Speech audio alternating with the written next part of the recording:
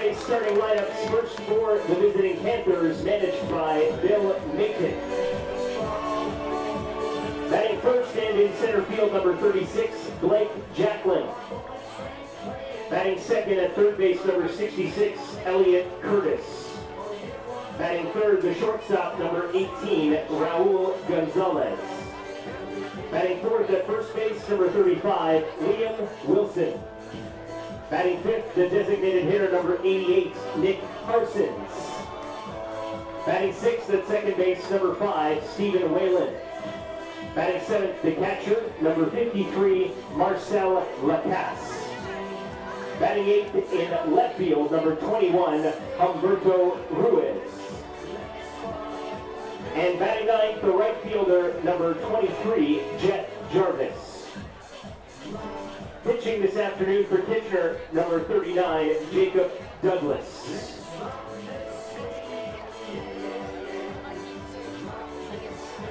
And now, ladies and gentlemen, girls and boys, put your hands together, make some noise. Here is the starting lineup for your Barrie Baycats, managed by Josh Batlow. Batting first, the catcher, number 6, Kyle Mays. Batting second, the center fielder, number 9, Kenise Ejo. Batting third in right field, number 4, Starlin Rodriguez. Batting fourth at first base, number 55, Hayden Jaco. Batting fifth, the second baseman, number 7, Royce Ando. Batting sixth in left field, number 47, Brad McQuinn. Batting seventh, playing third base, number 20, Victor Glad. Batting eighth at shortstop, number 3, Carson Burns. And batting ninth, the designated hitter, number 14, Owen Jansen.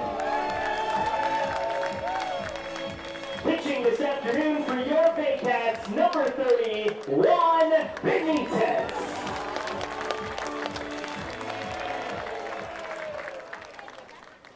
Here are the umpires for today's contest. Calling the balls and strikes, we have Ben Rosen.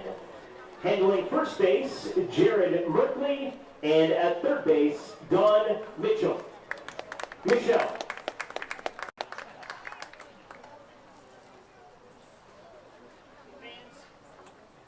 Van Street Cat Rescue is a registered charity serving Simcoe County and surrounding areas. They are staffed 100% by volunteers, receive no government funding, and rely solely on fundraising, donations, and community support to continue their work.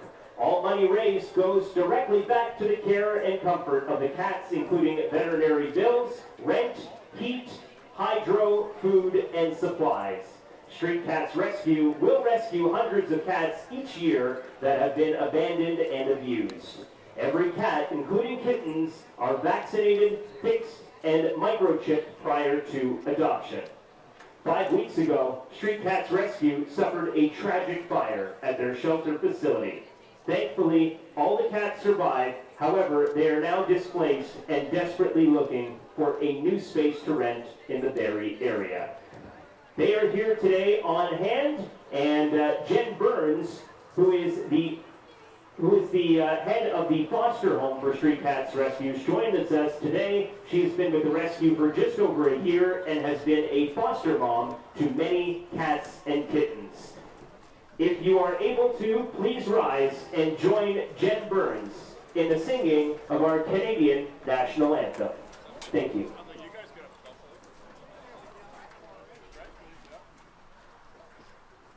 Oh, Canada, our home and native land, true patriot love in all thy sons command, with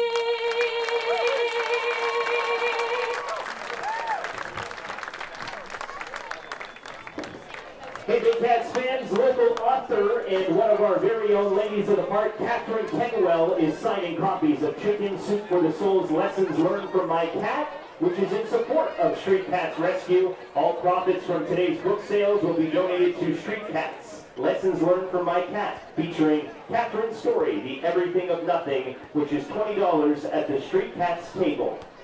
Right now, it's time for the ceremonial first pitch. And joining us this afternoon, Johnny Arguro, who will be turning 9 years young next month, and who is attending this game with his dad and stepmom, as well as his 2 younger brothers, Johnny and Jacob. His stepmom, Crystal Wallace, has been with Street Cats for approximately 6 years and has many roles within the organization, one of which is being a member of the board of directors. Johnny, it's your pitch.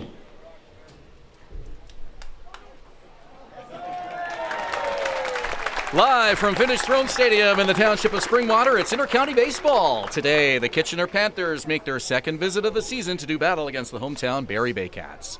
Hello again, everyone, and happy Canada Day weekend. Some Sunday afternoon action for you to enjoy today. I'm Ben Davy, along with Patrick Melbourne and the rest of our Baycats TV crew. Well, what a difference 10 days can make. The last time the Baycats were here at home, they defeated the Toronto Maple Leafs to extend their season-high win streak to 6 games. Since that game, they have won 3 in a row on the road. The streak sits at 9, and they'll try today, Patrick, for win number 10 here this afternoon against Kitchener. Yeah, they've been all right lately. If you've watched them, just you know, the team would say above average.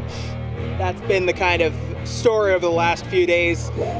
A certain columnist by the name of Chris Lazar had his power rankings out, had some opinions, and the team didn't agree with those opinions. They decided, you know what, let's show everybody that we're well above average.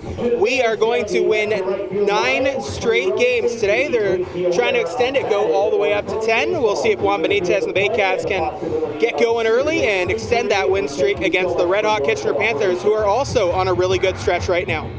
Also worth noting, the longest win streak so far in the IBL belonged to the Welland Jackfish. They had won 13 in a row. The Baycats put that streak to an end with a 14-2 win in Welland a week ago on Saturday. Let's take a look at the lineup for the Kitchener Panthers and manager Bill Matish. This is the highest run-producing offense in the IBL coming into today. Blake Jacklin, the leadoff man, is in center field. Elliot Curtis at third base bats second. Raul Gonzalez is the shortstop batting third. Liam Wilson in the cleanup spot at first base. Nick Parsons is the DH today, batting fifth. Stephen Whalen at second, bats sixth. Former Baycat Marcel Lacasse catching today in the number 7 spot. Humberto Ruiz in left field bats eighth, and Jet Jarvis, the right fielder, bats ninth. On the man, the right-hander from Santo Domingo in the Dominican Republic. That's where he was born. Currently living in Ontario, Aurelia, to be exact. Juan Benitez, in his third season with the Barrie Baycats, stands at 6'6" on the mound, 210. He's 31 years of age. So far this season, 3-0 with a 1.00 ERA. He has been excellent. 18 innings pitched. He's only struck out 10, but he's kept the hits down. Only 13 hits in those 18 innings pitched. He has been excellent lately, hoping to establish against the top of the order that has been really good for the Panthers lately.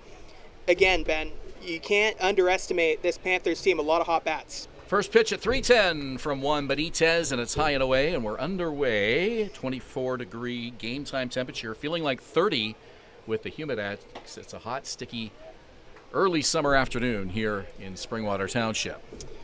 For Benitez, you'll see 5 pitches: fastball, change, slider, sinker, and a curve. He'll mix them all in pretty consistently. It'll be the fastball, when it's working, that will really be an impact pitch for the former Miami Marlins prospects. And he'll have to establish all those pitches early, and he'll have to work with this umpire early to make sure he's on the same page, getting those calls, because everybody up there, you look at the averages: Blake Jacklin, 354, Elliot Curtis, 375, Raul Gonzalez, an MVP candidate in the league, 395, and then Liam Wilson, tons of high averages. To left field, and that ball will land in fair territory. Or no, it's foul, just foul down that left field line. So sprinting back is Blake Jacklin. Over to make a stab at it was Brad McQuinn, but it was well out of his reach. The home plate ump today is Ben Rosen. Jared Merkley is at first, and Don Michelle is behind the bag at third. So just to go back to that point we mentioned in the open, mentioning Chris Lazar's power rankings have been very, very popular, a very entertaining read But the Baycats did not take super happily to being called average a couple weeks ago. Have gone on a big road trip. We haven't talked about it so much.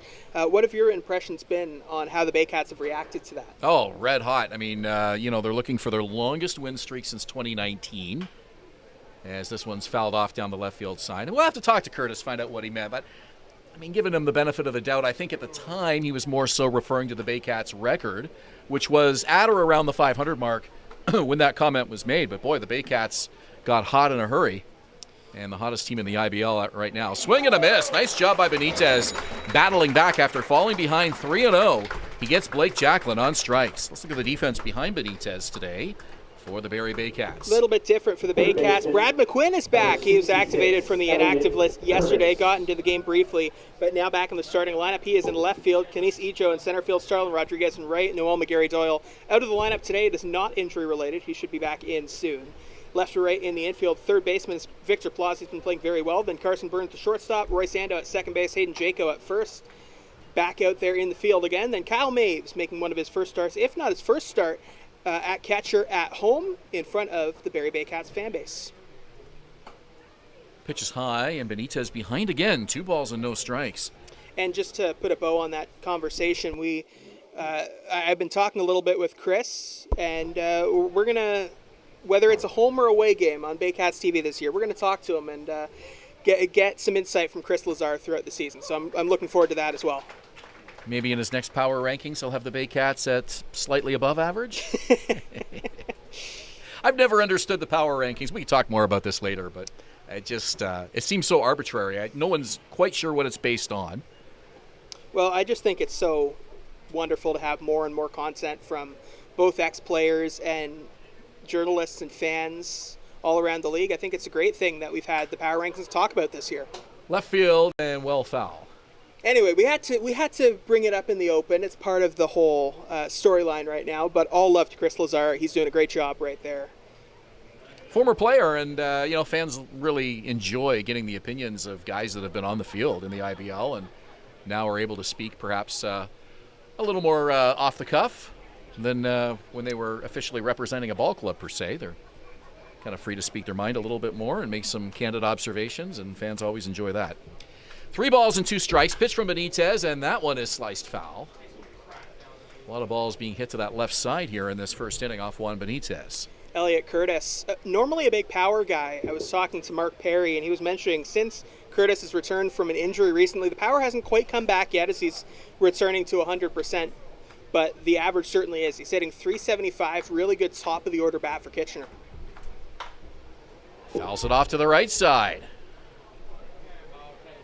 Curtis, 25 years old, from Waterloo, back in the IBL for his second season. Played for the Panthers in 2021. So important for Juan to get through this inning as quickly as possible. A couple of 3-2 counts already. Right back to him in the glove. And the toss to first in time for the out, 2 away. Great job from Benitez, doing what he's doing best overall this season. When he's on, you're going to see him limit the contact. He's not a big strikeout guy, and he'll work deeper into counts, but he's not going to allow a lot of base hits. And we've seen it already, a big strikeout and then a ground out. Only 13 hits across 18 innings pitched. He's 3-0 with a 1.00 ERA so far. This is the best we've seen of Benitez in his 3 seasons with the Baycats.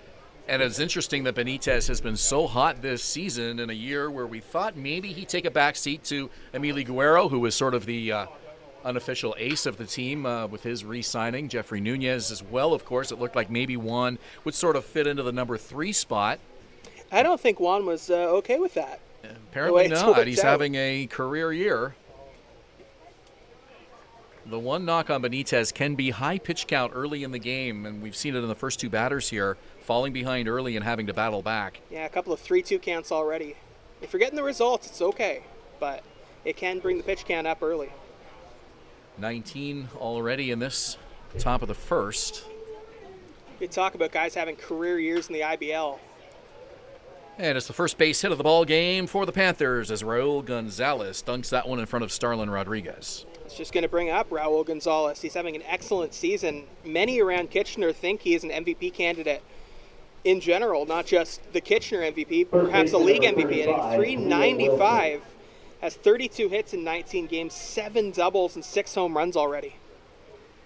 The top 5 hitters in this Panthers lineup are all hitting .350 or better.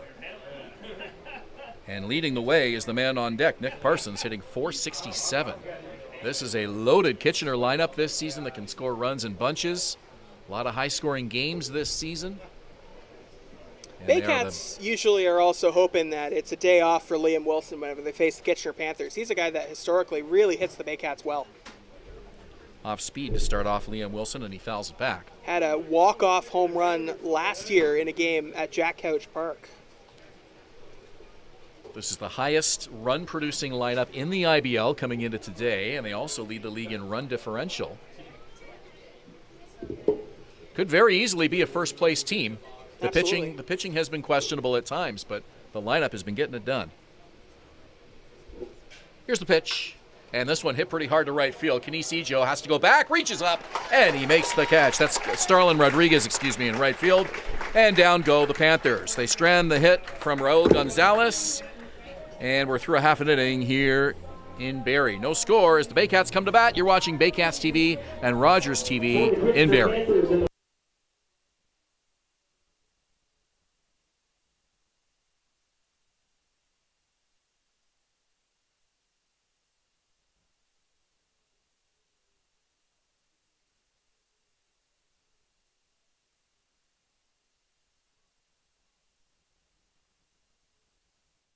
Premier North Windows and Doors is a proud supporter of the Barrie Baycats, locally owned and operated, and specializing in window replacement and door installation. Simcoe County's #1 choice for windows and doors.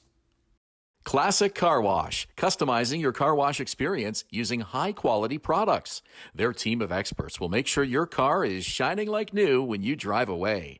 Give your car the VIP treatment it deserves at Classic Car Wash in Barrie.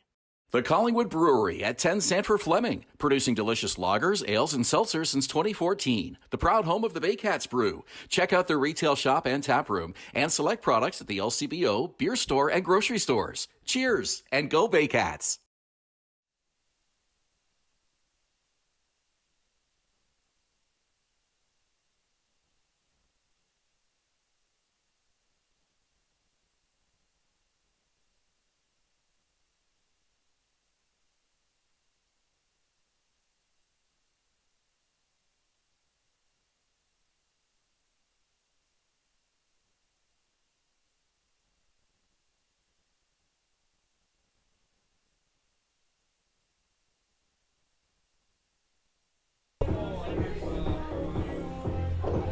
Welcome back. Bottom of the first inning here at Vintage Throne Stadium. First inning brought to you by JC Unlimited Contracting, Design, Supply, Build, Renovate, servicing Simcoe region for over a decade.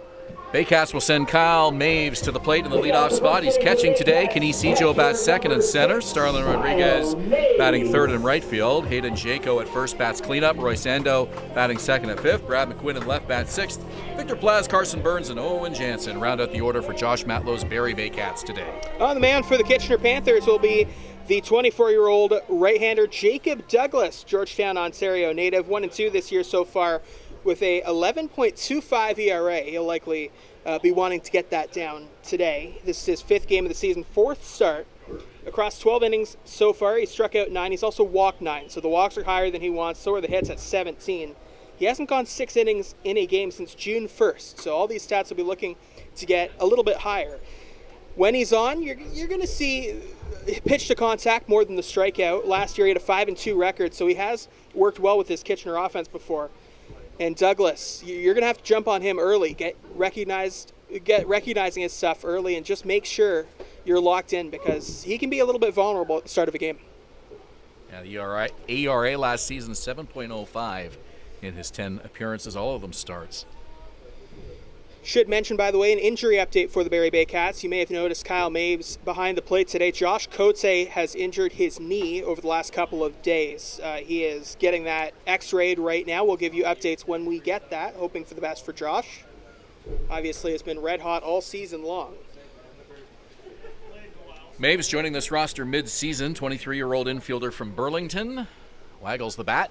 Count even here, 2-2. Pitch from Douglas. Swings and he misses. Down he goes on strikes, one away. Let's look at the defense for the Panthers behind Jacob Douglas. Outfield, left to right, you're going to see Humberto Ruiz in left field, Blake Jacklin in center field, and Jet Jarvis in right field. No Andy Leader today. But you've got good speed all across the outfield. On the left side of the infield, Raul Gonzalez, the shortstop, Elliot Curtis, the third baseman. On the right side, Stephen Whalen at second base, Liam Wilson, the very good first baseman. Behind the plate, everybody here knows him, Marcel Lacasse for Jacob Douglas. And Kenise Ejo, the 26-year-old outfielder from Brampton. A righty-righty matchup here against Jacob Douglas. First offering, shows bunt, pulls it back. When it comes to the highlights defensively for the Panthers, Marcel Lacasse is right up there. He's a very talented catcher. Baycats didn't really need to use him at catcher over the last couple of years just because they had so much depth. But you're going to see a modern catching technique, one leg down, that helps with framing an awful lot. And he's a guy that can get up on his legs pretty quickly. Good pop time behind there.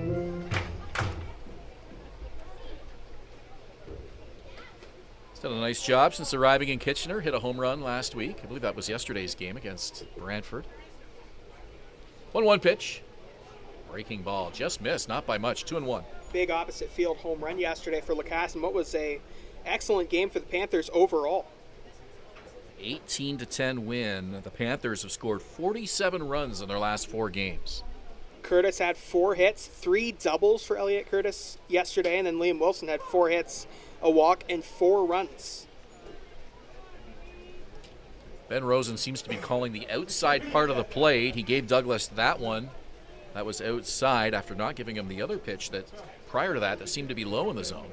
You're mostly going to see 4 pitches from Douglas, 4-seamer, sinker, a slider, and a circle change. So 4 very different looks from the righty.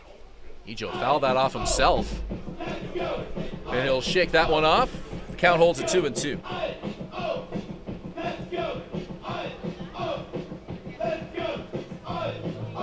Last time the Baycats won 10 in a row was 2019, their most recent championship winning season. And they ended that regular season with back-to-back wins and then proceeded to win 11 playoff games in a row. So you add those together, a 13-game winning streak. The regular season and start of the playoffs combined. Interestingly enough, the team that snapped that streak was Kitchener. They won Game 4 of the IBL Championship Series by a score of 5-1. Baycats would also lose Game 5 before clinching the series in 6 games. Those Kitchener Panthers teams were very, very good. So Barrie that year 1 win away from running the table with a perfect postseason run. This one on the ground left side. Scooped up by Gonzalez, the throw over, and he beats Ejo by a stride and a half. What's so impressive about Raul Gonzalez is not only is he dominant on the offensive side, just a really, really good approach there, he's also a top shortstop in the league. Normally when you find a hitter that's going to be that good at the plate, they're going to be more of a first baseman or corner outfield or even a DH, but you've really found gold when you found someone with that good a hitting approach who can play above average shortstop as well. 2-time Baycats, Starlin Rodriguez now, the Santo Domingo, Dominican Republic native. Having an outstanding start to this 2023 campaign. That's with the bases empty and 2 out. Yeah, is that new? I think that's new. Yeah. Some of these guys like to change it up a little bit mid-season. I'm not sure in Starlin's case why. He's doing quite well with whatever he had going before. 461 on base average, 5 home runs. It takes a confidence to have those stats and then go, hey, let's change up the walk-up song. When you're that hot, you don't want to change up anything. You'd think he'd be wearing the same socks to the ballpark. Not Starlin Rodriguez. He's got the swagger, the confidence. He was on that 2019 Baycats team that was facing off against the Panthers, and it was against the Panthers he had that big bat flip. 1-1. Sky-high pop-up. Stays in the infield. Third baseman Elliot Curtis calls for it. Makes the catch. Had to reach back for it there. But he finds it in the glove, and down go the Baycats, 3 up, 3 down in the bottom of the first inning. We're through 1, scoreless here at Vintage Throne Stadium. We're watching Baycats TV and Rogers TV in Barrie. Nobody left on base.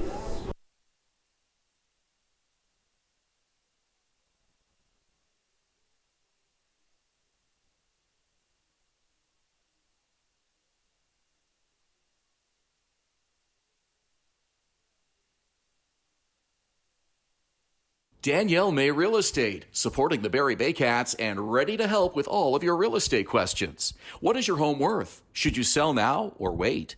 Danielle is dedicated to your success. The next time you think real estate, think Danielle May.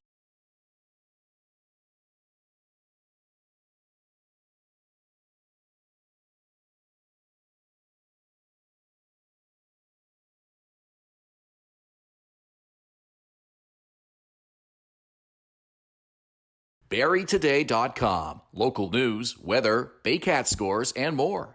BarrieToday.com. Your community, your news.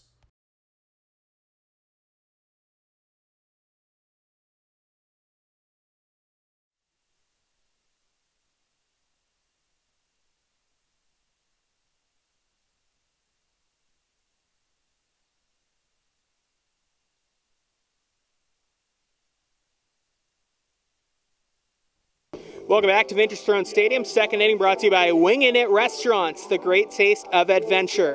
There were supposed to be 3 games in the IBL today, but there are only 2. In Hamilton, that game between the Royals and the Cardinals was canceled, or I guess postponed due to rain. A makeup date has not been announced yet, but that will take place in Hamilton when it does get announced. The other game happening right now is in Toronto as the London Majors taking on the Toronto Maple Leafs. The Majors are down in that one. They are not having the start to the season they hoped for. They are down 4-1 to the Maple Leafs. That, of course, is a rematch of last year and the year before's championship IBL series. Ben? Yeah, the problem with the Majors this season has been the offense. They have not been producing runs, despite having a number of veteran players from those championship years the last 2 seasons. And you'd expect London to come back with a stronger second half, given the experience on that roster. And did I hear that they have just released Eduardo De Olio? That's a big loss for that offense that really hasn't been working outside of him. So it's not going to get any easier for the Majors. Pitching's been fine. I think they have the league's fewest runs allowed, but just not getting it done with the lineup so far. So we'll keep an eye on the Majors in the second half. It's kind of the opposite of Kitchener. If you took London's pitching and Kitchener's hitting, they'd be in the lead by quite a bit. 1-1 the count to Nick Parsons, who leads it off here on the top of the second. Holds that bat up high near the eyes, and he hits this one into left field for a base hit. Second base runner of the game for the Panthers. Yeah, Nick Parsons, a guy who they've used at third base, they've used at catcher, today's DH. Their whole catching situation's been a little bit shaken up lately because their normal catcher, Junior Ibarra, is actually part of the Cuban national team. That team is playing in the Caribbean Central American Games in El Salvador right now, so Ibarra is not with the Panthers. After acquiring Lacasse, they've kind of put Lacasse in that spot. He's been very good, much better offensively than his start in Barrie, but then a positive defender as well. So they haven't really needed to use anybody else catching. That one lined over the head of Carson Burns and into left field. So 2 base runners for the Panthers here on the top of the second. Back-to-back singles, Nick Parsons and Stephen Whalen. Both pretty much to the same spot as well. Another thing I was talking to Mark Perry about is I asked him what are the trends for these players, and he mentioned, you know what, this is a really good offense, but one of the guys who is underrated is Stephen Whalen. The average doesn't jump out at you, just over 260. But he mentioned him. He's one of the most underrated hitters on the team. Good approach there early in that at-bat, jumping on Benitez. Marcel Lacasse gets a few appreciative words of encouragement from the fans here, who are delighted to see him back here in Barrie, although wearing visitors' colors this time. But he'll step up to the plate for the first time against his former team here at Vintage Throne Stadium. And face former teammate Juan Benitez. First pitch. Hits this one right back to the mound. Benitez to first. And they double him off. Well, Whalen was just too far off the bag. Benitez catching that one like a hot potato. What a double play from Benitez. You knew Lacasse was going to be swinging early as someone who's worked with him as an infielder and a catcher for him before, but Benitez, just as prepared, made the catch, and then over at first, no chance for Stephen Whalen over there, who was too far down the line. So let's see if that can shift the momentum for Barrie here now with 2 out and 1 on. Gives the inning a much different look from 2 on and nobody out. Now Humberto Ruiz, the number 8 hitter, will try to keep this inning alive for the Panthers. Ruiz hitting .261 coming into today. Panthers have a few guys who could be leadoff hitters on this team, using Blake Jacklin up there right now, but you look at both Humberto Ruiz and Jet Jarvis, the other two outfielders, they're both candidates to be leadoff hitters as well. With Jarvis at the bottom of the order, he's almost that reverse leadoff type, and then Ruiz, he could be in either role at any point as well. This inning started with back-to-back singles from Parson and Whalen before the double play off the bat of Marcel Lacasse. 1-3. And now 2 out for Ruiz. Count 1-1. Here's the pitch from Juan Benitez, and it's hit weakly to the right side. Good pitch in there. Managed to get inside the zone, jammed him. Even if that was going fair, it would not have gone very far, and it would have been pretty easy play over there at first for Hayden Jaco. Fans want Benitez to finish him off with a strikeout here. The count is 1-2 to Humberto Ruiz. Pitch from Benitez, and it's low for a ball. 2-2. Third of 6 regular season matchups for these clubs. Each team has a win at home. And they have one more game in Kitchener to be rescheduled. That game has been rained out twice. 2-2. And it's hit weakly foul to the right again. Same thing, worked last time. See if you can go right back to that and get a similar result. These teams meet next on July 22nd. That's a Saturday here in Barrie at 7:05. Interesting thing for Benitez, he's really only seen 2 teams this year. This is his 4th start of the year. He's seen Guelph, Kitchener, Guelph, Kitchener. 2-2 pitch. Bounces up to the plate. Off with the mask is Maves. Runner stays put. Counts 3-2 now. I remember earlier on in the season we were talking about Kyle Maves. He wasn't with the team yet, but we knew he had a reputation of being able to play pretty much anywhere. And we were saying, do you think he can catch too? Guess so. Here he is. Payoff pitch on the way. Fouled away, and it's 3-2. Good job by Humberto Ruiz keeping this at bat going, getting as many looks at Juan Benitez as he can.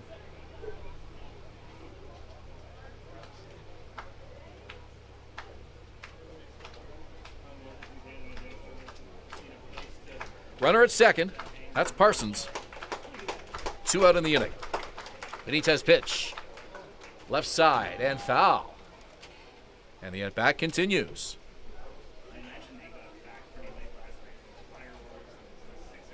Weather-wise right now, we're looking at not the opposite of a clear sky, but there's no real threat of rain at the moment either. The gray clouds coming in from right field, just a light wind kind of also coming in from right field, so it could go either way, but right now we haven't seen any raindrops yet.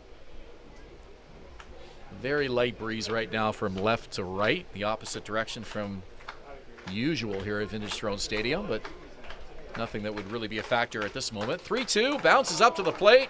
Runner is going to advance, and it's a walk to keep the inning alive.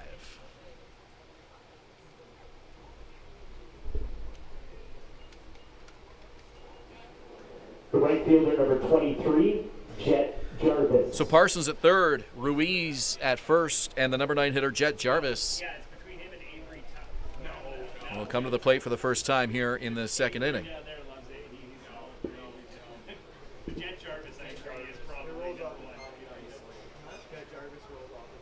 Jarvis hitting .365 in that number 9 spot today.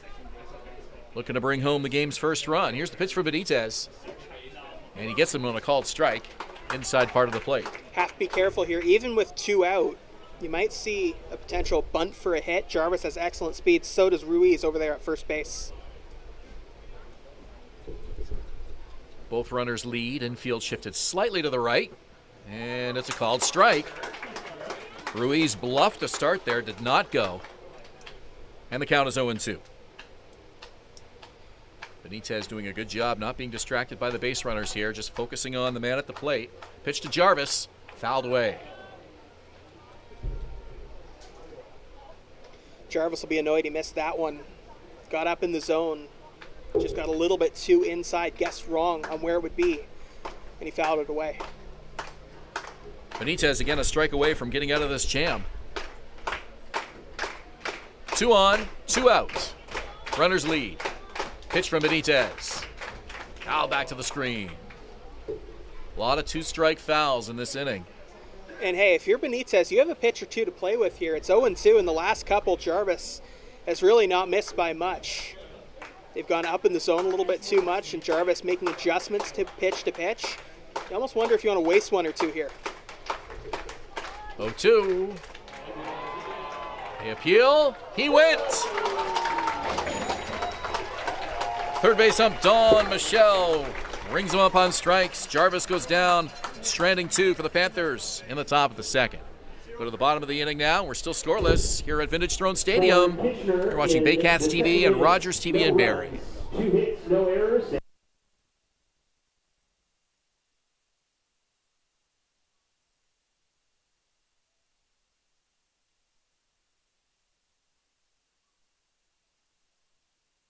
We be disturbing the peace, working, we serving the streets. About to go ain't going beast. Bang, bang, leave you sleep. Carrington comes in, and the Hard body, and that's and the score is James Henderson, and the Baycats win. Join us this summer at the Baycats Summer Baseball Camp.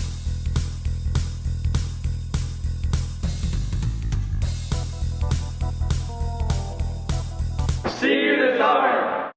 Premier North Windows and Doors is a proud supporter of the Barrie Baycats, locally owned and operated, and specializing in window replacement and door installation. Simcoe County's #1 choice for windows and doors. Classic Car Wash, customizing your car wash experience using high-quality products. Their team of experts will make sure your car is shining like new when you drive away. Give your car the VIP treatment it deserves at Classic Car Wash in Barrie.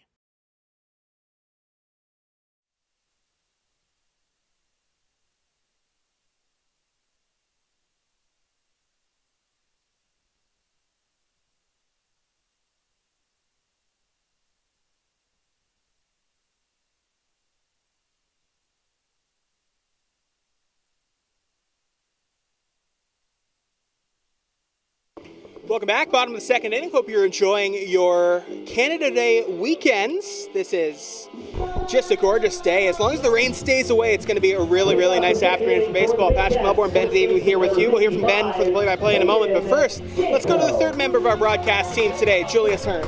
Thank you very much, Patrick. An injury update here. As we touched on a little bit today, Baycats catcher Josh Cote out for today's game with some swelling after being hit in the knee by a Davy Mendez pitch last night in Welland.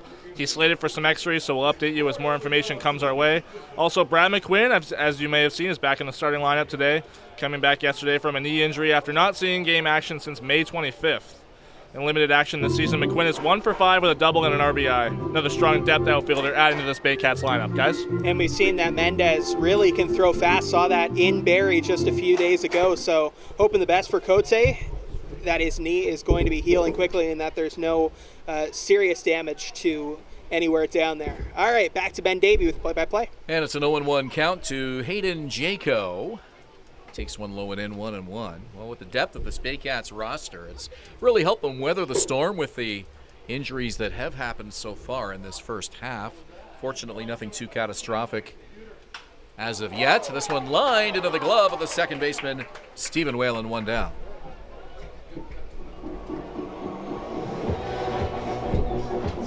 Roy Sando comes to the plate for his first at-bat of the afternoon. You mentioned the cloud cover, Patrick, and the rain has held off. It was raining a little earlier this morning just south of here, but nice overcast sky, which can sometimes help on these hot, muggy days. We've got a humidex of 30 right now here at the ballpark, and the fact that we're not frying in direct sunlight makes it a little bit more pleasant to watch some baseball here in the afternoon. Mentioned that game in Hamilton was canceled today or postponed.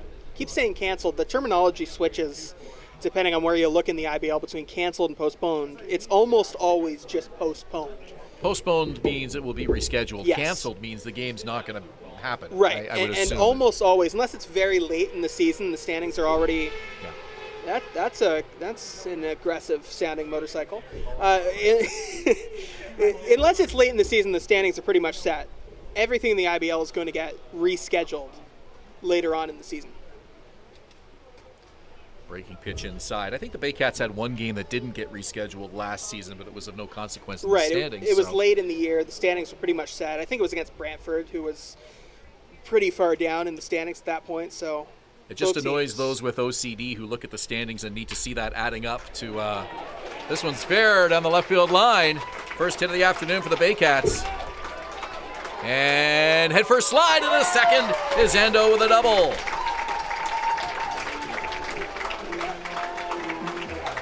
Took a long time for Ruiz to get that ball in from the left field corner, and Endo threw on the afterburners.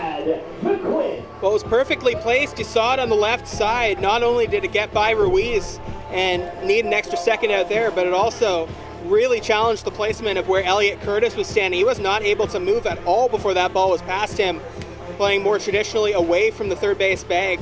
Even if he had gone over and dived, it probably would have gone past him. Ando heard that sound on Highway 26, and he said, I can do that too. Hey, I'm just as fast. So a first base runner for Barrie is at second base with one out, and this is Brad McQuinn. McQuinn left a game early on in the season with an injury and was on the inactive list for quite a while, but now coming back. This is his first game in the starting lineup, back with the team.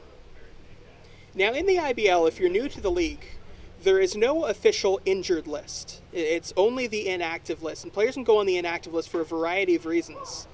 So this season we've tried to be a little bit more transparent on the Barrie Baycats side of things on barriebaycats.com and social media feeds on why players might head to an inactive list placement. That's why McQuinn was on there earlier, and that's why Brantley Infante is currently on the inactive list with an injury. He's expected back toward the playoff side of things. 0-2 pitch, and he looks at one high, 1-2. And of course, to qualify for the playoffs, you do have to have a specific amount of plate appearances. So Infante will be working his way back and hoping to get to the qualifying amount of plate appearances before he gets to the playoffs. Douglas checks the runner twice, now delivers. And it's hit to the left side. Picked up by the third baseman. Throw across from Elliot Curtis is in time for the out, but the runner, Royce Ando, advances 90 feet. So McQuinn is retired 5-3, and here's Victor Plas. Number 20, Victor Plas. I'll tell you, I'm not going to judge the walk-up music too much, but we've got some interesting choices starting today.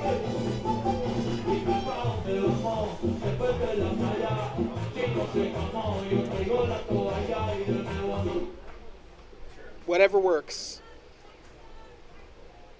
Plas, the hot-hitting third baseman, looking to stay hot at the plate for the Baycats. First pitch swinging, and he lifts it foul over to the right side.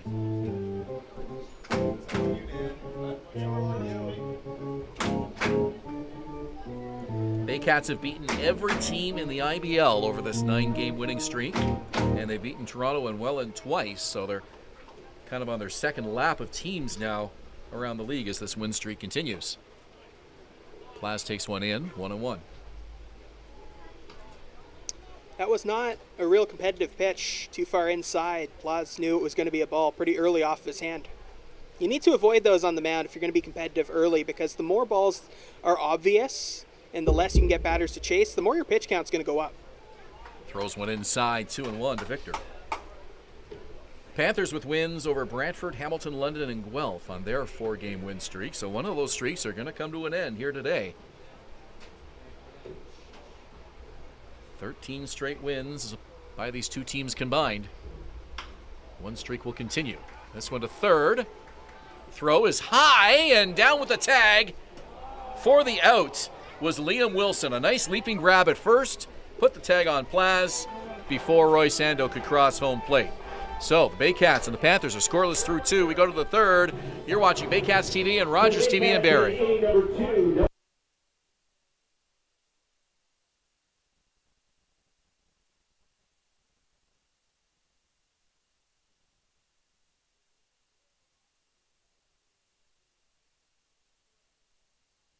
We be disturbing the peace. Working, we serving the streets. About to go ape, going beast. Bang, bang, leave you sleep. Carrington comes in and the Hard body, and that's and the score is James Anderson and the Baycats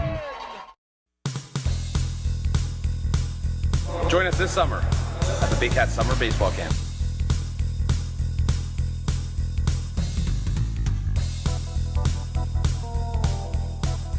See you this summer.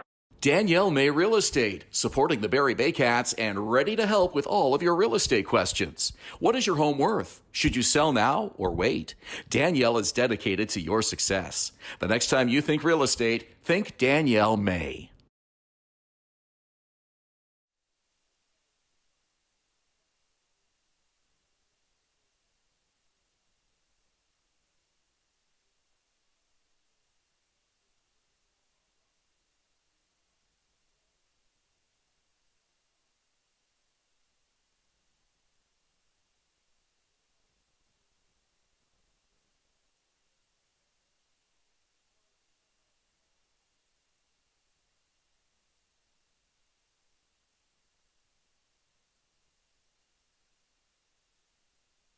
Welcome back to Vintage Throne Stadium. Top of the order coming up for the Kitchener Panthers. We'll let you know the third inning brought to you by Fay Trim, aluminum and siding, quality above all else. It'll be Blake Jacklin, Elliot Curtis, and Raul Gonzalez to face off against Juan Benitez. Juan has thrown 40 pitches through 2 innings. You'll want to get that a little bit down throughout this third and beyond.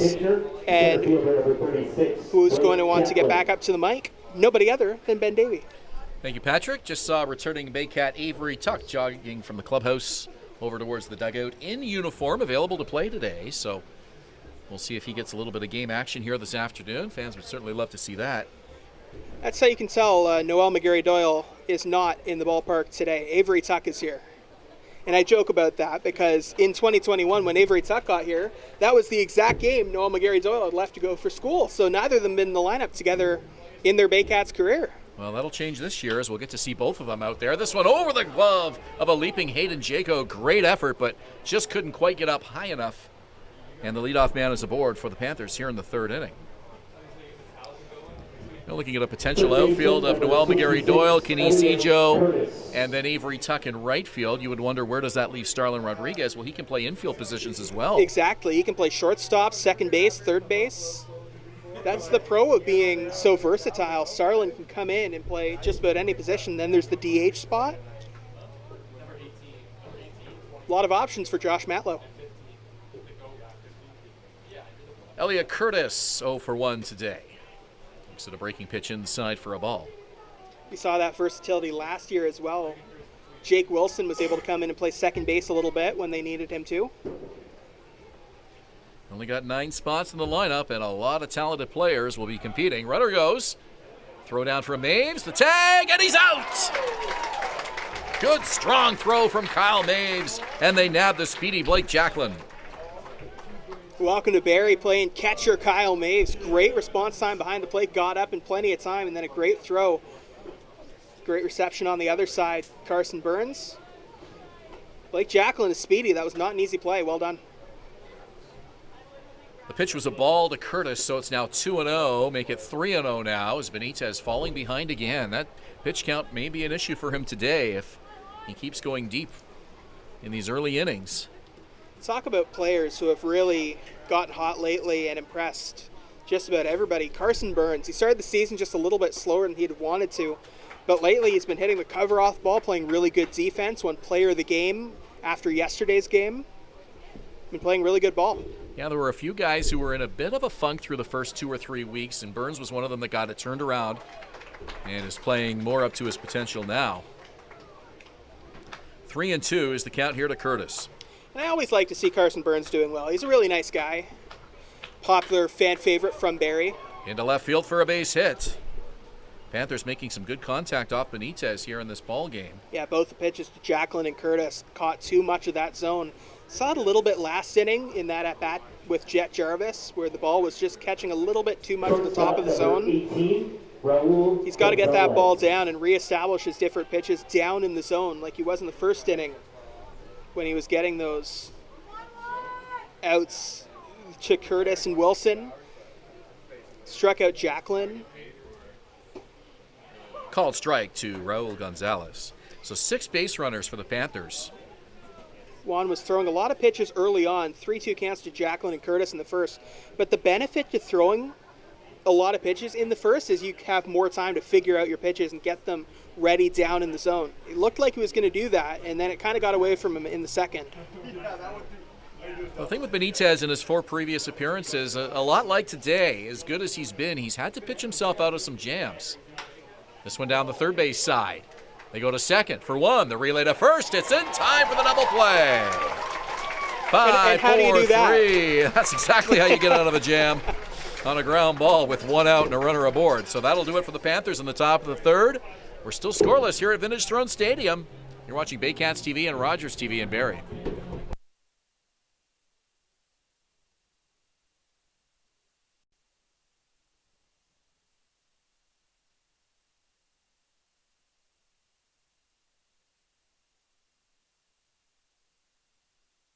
The Collingwood Brewery at 10 Sanford Fleming, producing delicious lagers, ales, and seltzers since 2014. The proud home of the Baycats Brew. Check out their retail shop and tap room, and select products at the LCBO, beer store, and grocery stores. Cheers, and go Baycats!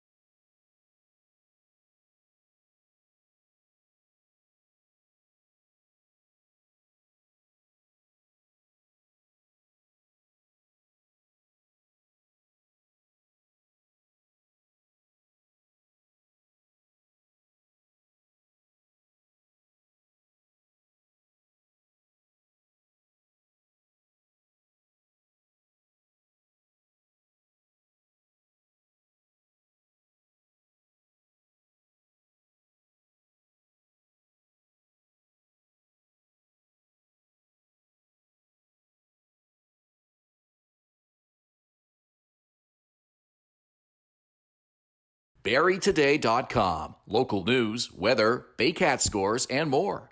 BarrieToday.com. Your community, your news.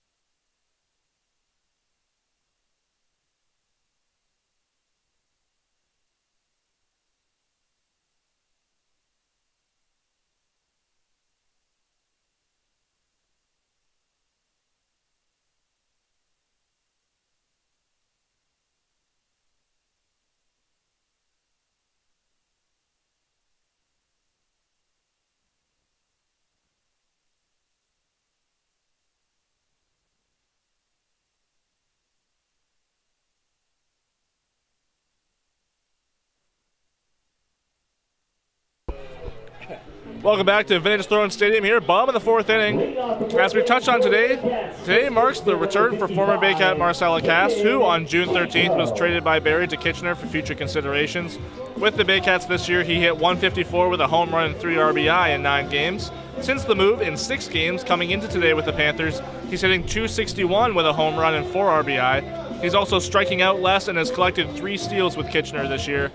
Looks like the change of scenery is starting to help the former Baycat. Guys? Thank you, Julius. Yeah, he'd love to be a factor in this game as well. The RBI bringing in Nick Parson, a big one in the top half of the inning. Jaco sprints out that ground ball, but in time for the out is the throw from Raul Gonzalez. Just a weather update. Still haven't seen any rain here in Barrie, and as we mentioned, the air quality is actually getting pretty good. Much better than it has been the last couple of days. What is starting to affect the play on the field, though, is the humidity. It is getting very, very humid, as the threat of rain has been around all afternoon, and the clouds are here. So nothing rain related, but it has gotten very, very humid and a little bit hot out. A nice strong breeze would certainly be welcome here at the ballpark. That would help cool things off a little bit. It's a sticky afternoon. We do have some wind now blowing from left to right. I have a feeling all three of us after this game are thinking about hanging out indoors the rest of the day. Shallow center field, and it drops for a base hit. Roy Sando with a 2-for-2 afternoon. Baycats with their third hit of the game. Fielder number 47, Brad. This is left fielder Brad McQuinn.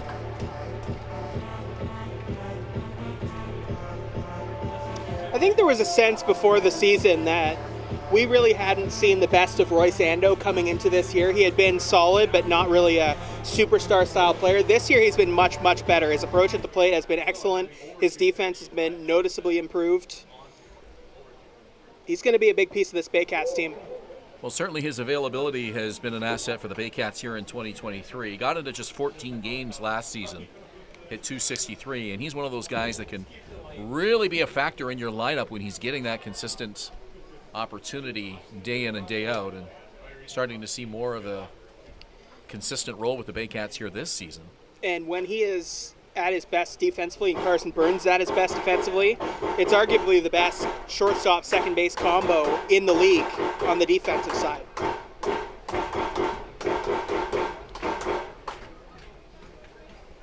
Oh, 2 is the count to Brad McQuinn. He's 0 for 1 today. Jacob Douglas in his 4th inning of work with the delivery. Fouled away. And the count holds. This has been easily Douglas's best appearance of the season and one of his better IBL performances in general. Mentioned off the top, had a 5-2 record last season, but it was an ERA up over 7. And he's brought the hits down. He's brought the hard contact down. He hasn't walked very many today. It's been much, much better for him out there on the hill. And this is what Kitchener likes about Douglas and what they see in him. Lifted left side, third baseman Elliot Curtis over, reaches up, and he can't make the catch. Had it in the glove, and he just couldn't put the squeeze on it. I was thinking earlier, but I wasn't confident about it enough. Now I'm getting a little bit more confident. Mentioned that Curtis has been returning from an injury a little bit. I'm just wondering if he's not 100% out there at third base, just because he has not been playing as good a defensive third base we're used to seeing with him. Earlier on, a ball got by where he didn't even really move. He could have moved a few more steps, I think, than he did.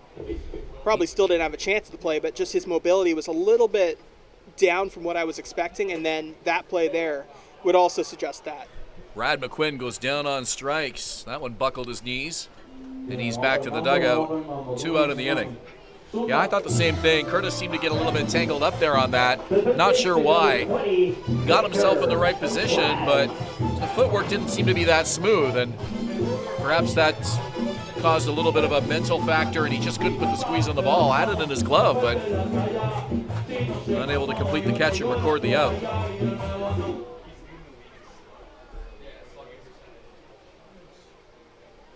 No harm, no foul, though, as McQuinn goes down on strikes anyways. Plaz, first pitch swinging, lifts that to the shallow outfield grass. Second baseman calling for it, and taking it, Stephen Whalen. So the Baycats strand the hit by Roy Sando. We're through 4. Patrick up to call in innings 5 and 6. When we return, Baycats and Panthers tied at 1. You're watching Baycats TV and Rogers TV in Barrie. For the Baycats, in inning number 4.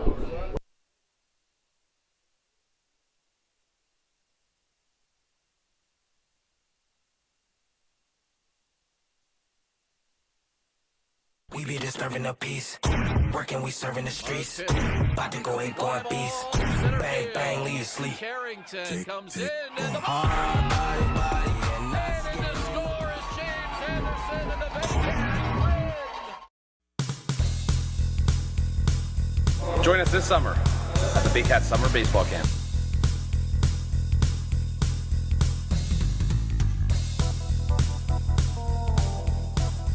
See you this summer! Premier North Windows and Doors is a proud supporter of the Barrie Baycats, locally owned and operated, and specializing in window replacement and door installation. Simcoe County's #1 choice for windows and doors. Classic Car Wash, customizing your car wash experience using high-quality products. Their team of experts will make sure your car is shining like new when you drive away. Give your car the VIP treatment it deserves at Classic Car Wash in Barrie.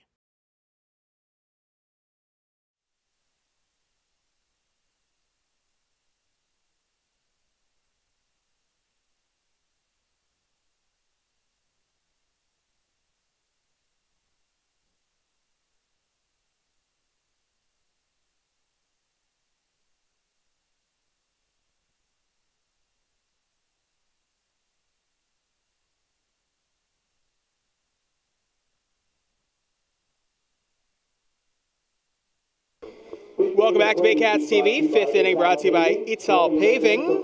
For all of your residential, commercial, industrial paving needs, providing quality service for almost 40 years because you deserve the best. Patrick Melbourne, Ben Davy, Julius Hern with you.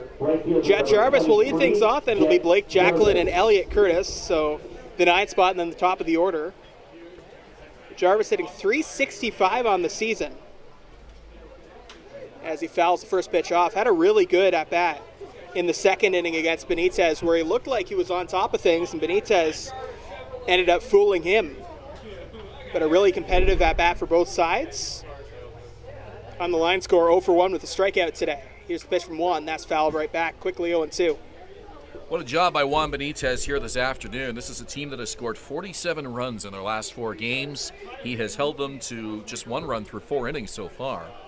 We'll see how many more innings that Josh Matlow can get out of Benitez. He's up around 80 now with the pitch count, and typically Benitez can give you 5 or 6. The 0-2 is up and away. Count now 1-2. Kitchener 1, Barrie 1. Baycats went out to the lead in the 3rd inning when Carson Burns doubled and then scored. As Jarvis down on strikes, swing and a miss on a pitch in the dirt, 1 out. Back half of the Baycat bullpen against Welland yesterday, not really able to shut the Jackfish down the way you would like. They kind of allowed Welland to get back in the game and make the score a lot closer than it could have been. Kitchener tied the game in the 4th. Nick Parsons walked and then was brought home by a single from Marcel Lacasse, the former Baycat. That's hit up the middle by Blake Jacqueline. That's a base hit. On base for the 2nd time today, and he's 2 for 3. Well, Benitez has had a few balls hit really hard back up through the middle right at him today. He was able to nab one for a double play earlier in this ball game. So Jacqueline on with a 1-out single. He was caught stealing after he singled in the 3rd inning. Elliot Curtis. Tried to test the arm of Kyle Mays, and Kyle Mays said, hey, I know you don't know me. I know I'm new to the IBL, but I can throw pretty well. Here's Elliot Curtis. He's 1 for 2. There's the first pitch strike, 0-1. Nice crowd here at Vintage Throne Stadium, by the way. You look down the third base line, the first base line, really, really packed. Everybody out here for the first home game since Canada Day. Baycats have been away from home for 2 straight Canada Days. Last year they were in London, and this year they were in Welland. So today, back home the day after, they're wearing those bright red uniforms. We'd also like to shout out Brian Backland, who it was his birthday yesterday, and Baycats gave him a really entertaining game. So happy birthday to Brian. Happy birthday. Here's the 1-1, and that's down in. Brian, a guy we certainly could not do these broadcasts without. He is the glue that holds this all together. Always fun to watch the Baycats on the road, especially on your birthday. So you have a February birthday. I never get to enjoy that. There's a strike. Yeah, not even Dominican Winter League is still going in your birthday. February's a cruddy month for a birthday. Probably the worst month possible. When's Yeah, your birthday? I don't even April. know. April. That's great. April. Well, the IBL season hasn't started yet, but at least there's some baseball to watch. Yeah, I've had my birthday be opening day before, April 7th. Oh, that's really great. 2 balls, 2 strikes. That last pitch fouled away from Elliot Curtis. Yeah, Curtis that one singled in the third, grounded out to the pitcher back in the first inning. caught a piece of Maves, and he's out walking slowly as the Baycat trainer will come out to take a look. Just make sure he's all right. Seems to be favoring that right leg, I think. Baycats trainer Katerina Ixendaris talking to Maves. Not sure if it's the ankle or the shin, but he's gingerly walking around out there. Mentioned the injury to Josh Cote, so he's not available. Looks like Maves is going to be fine to stay in. Baycats officially have, well, as officially as it gets, they can use anybody they want in any position, but the way it typically looks is that they have 3 catchers in Cote, Jaco, and Plumpton. As Jaco recovers from knee surgery, he's playing more first base DH. And Maves, typically more of an infielder than a catcher, though may play catcher more often with Cote potentially out for a little bit. That was very close at first base. Benitez almost got him. Back on his belly was Jacqueline. Jacqueline caught stealing back in the third. He may have Trying been to pick leaning him off towards there. second a little bit there. Trying again. This time, he's safe again.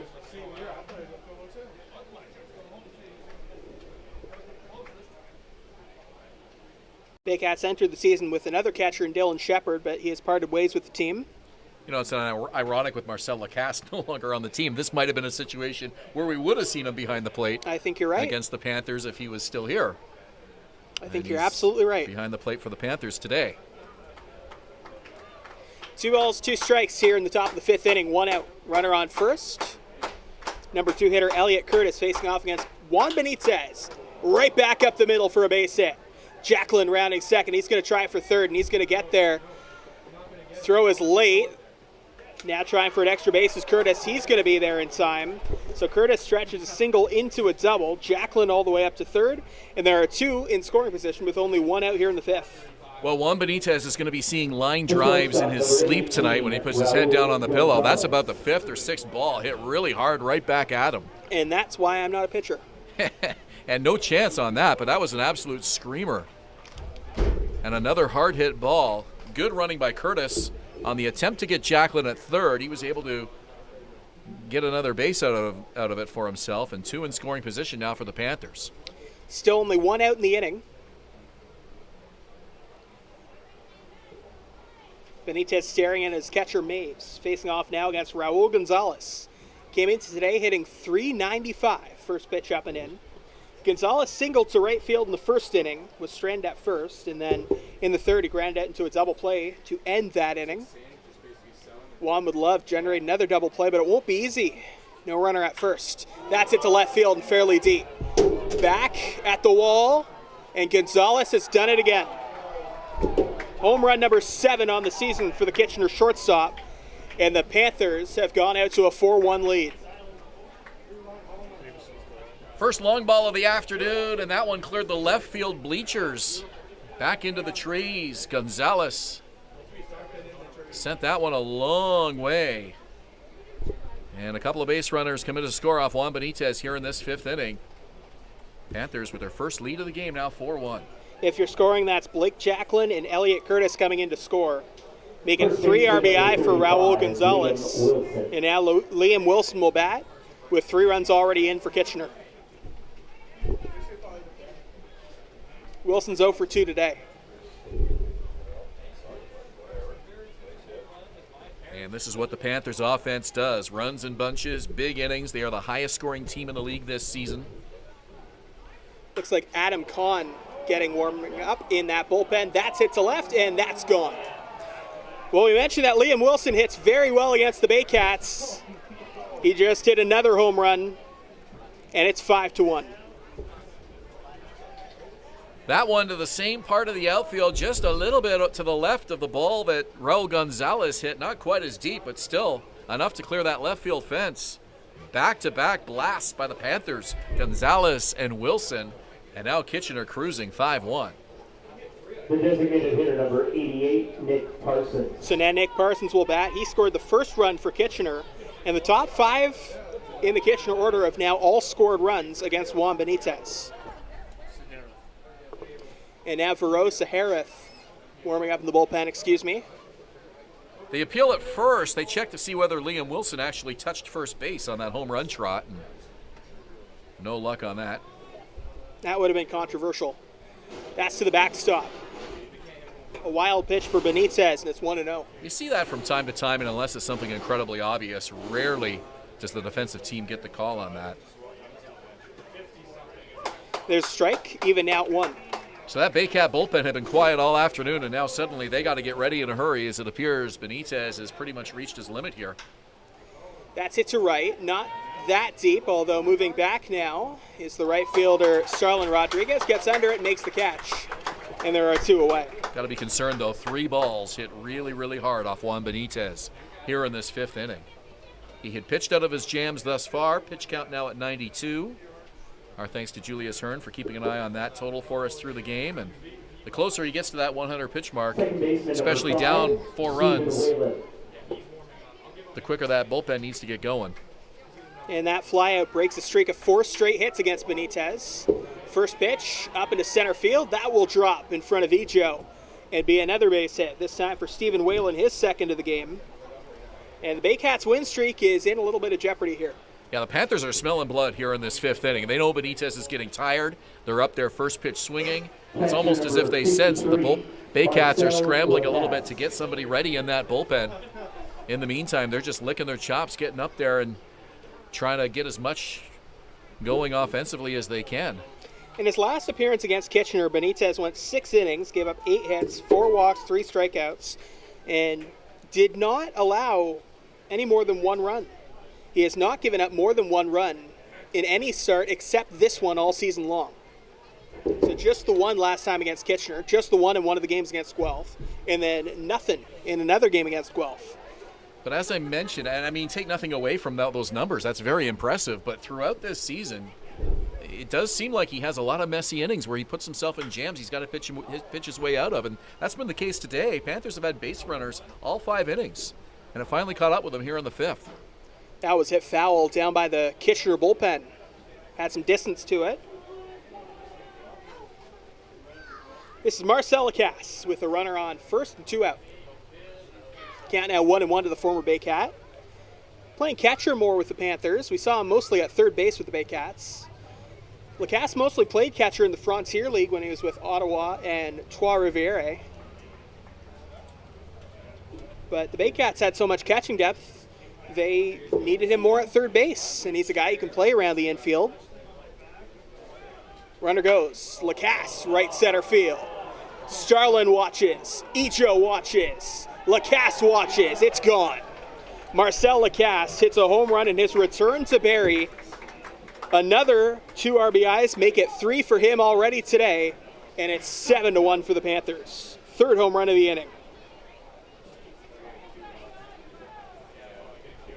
Well, a nightmarish 5th inning for Juan Benitez as Josh Matlow takes the long, slow walk out to the mound, and this will probably be the end of the line for the Dominican right-hander. Time for a change. We'll be back in just a moment right here on Baycats TV.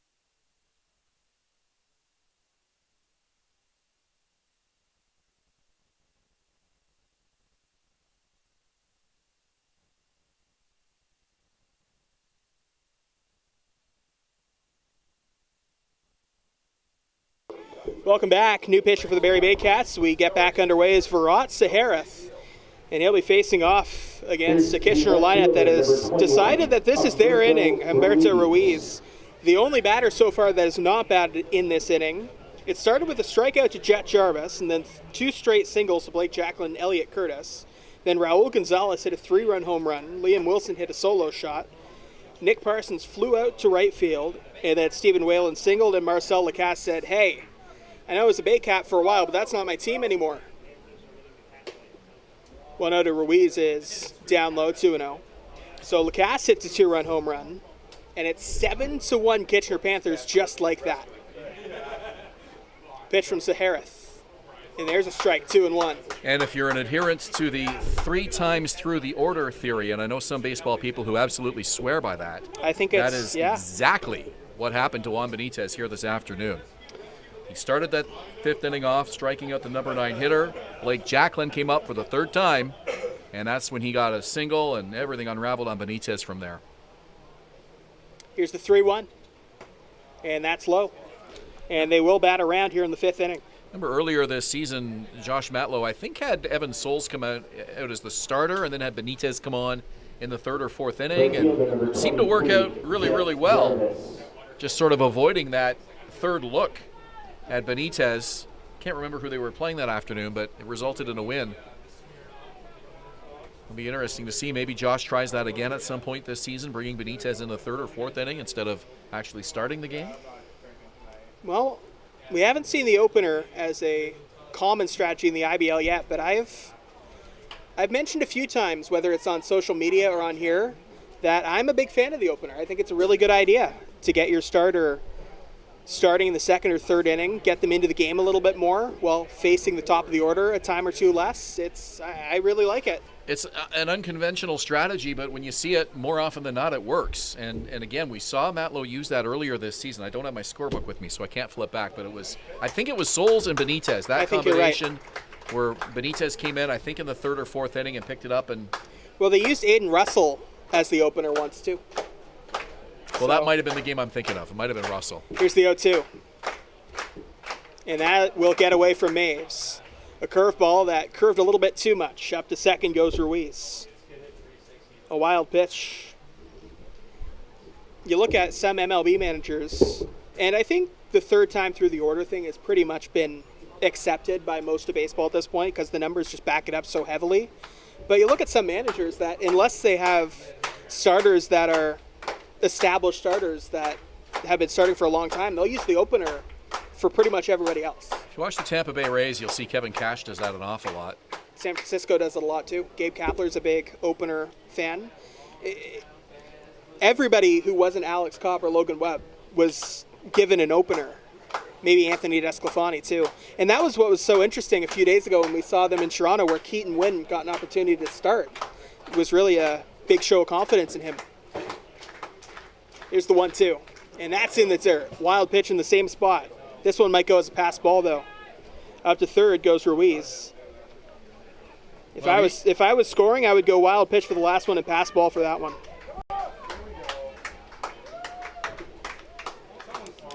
This whole inning started with Jet Jarvis striking out.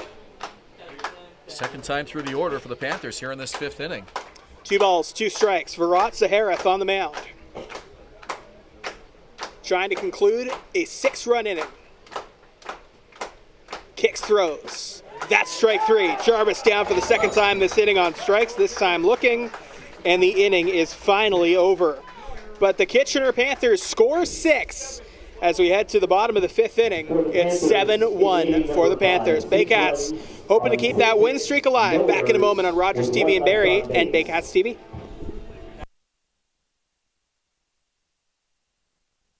We be disturbing the peace. Working, we serving the streets. About to go ain't going beast. Bang, bang, leave you sleep. Carrington comes in and the Hard body, and that's and the score is James Henderson and the Baycats win. Join us this summer at the Baycats Summer Baseball Camp.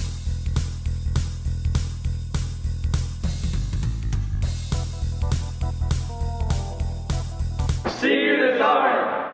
Danielle May Real Estate, supporting the Barrie Baycats and ready to help with all of your real estate questions. What is your home worth? Should you sell now or wait? Danielle is dedicated to your success. The next time you think real estate, think Danielle May.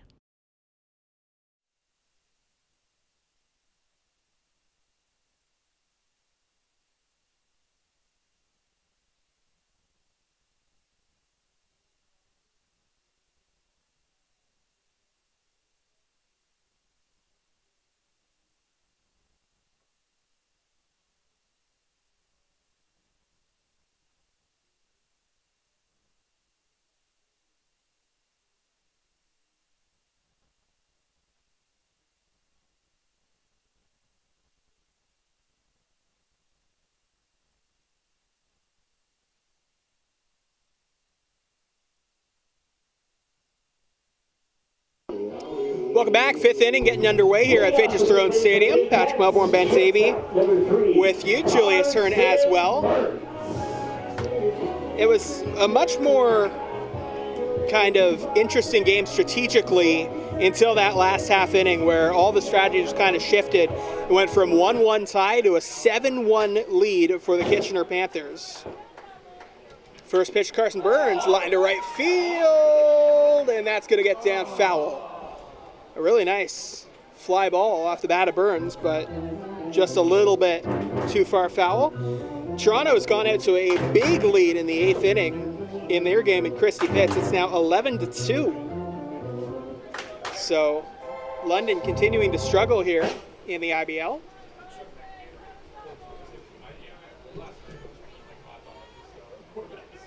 Oh, 1 to Carson Burns is up high. 1-1. I was talking to some kids, and they're really excited about the Baycats summer camps that are starting up, Patrick, and I guess a week Monday is when the first one begins on July the 10th, and great opportunity to get some instruction from Baycat players who get involved with that as well. BarrieBaycats.com/camps. Great way to keep the kids busy and have some fun on the ball field, learning the fundamentals of the game, and some really, really good instruction being offered by Baycats as well. Here's the 1-2. Big swing and a miss, and Burns down on strikes to open up the 5th inning. I think when we looked at the line for Jacob Douglas so far this season, we were like, okay, he's been maybe not at his best so far this year. Baycats might be able to take advantage early. Douglas has been at his best today, and he's really showcased why the Kitchener Panthers really like him. Yeah, he's retired 5 of his last 6. following a walk to Kenise Ejo, and the Baycats really haven't been able to get much momentum in terms of consistent base runners off of him today. That could be trouble. Right center field for Owen Jansen. But moving over from right field is Jet Jarvis. He makes the catch. And there are 2 away. Well, Jet Jarvis has struggled at the plate this afternoon with 3 strikeouts, but he got it done with his speed and his glove there. A great running catch. 2 quick outs for the Baycats here in the 5th. So here's Kyle Maves.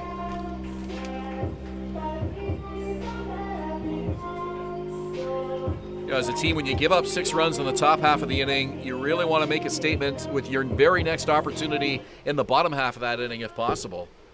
And the Baycats with 2 quick outs here in the bottom of the 5th. Douglas trying to shut them down quickly. First pitch inside to Maves. 5th inning brought to you by Eats All Paving. For all of your residential, commercial, and industrial paving needs, providing quality service for almost 40 years because you deserve the best. Bullpen empty now for Barrie. It was full with a couple of different pitchers throughout the last couple innings. We saw Adam Kahn up before Virat Saharith got up, and then we saw Brad Grieveson up, and then we saw Saharith up, and then Virat came in, and then we saw Kahn again for a little bit, and then we saw Grieveson again for a little bit, and now we're seeing neither of them, so they got me fooled.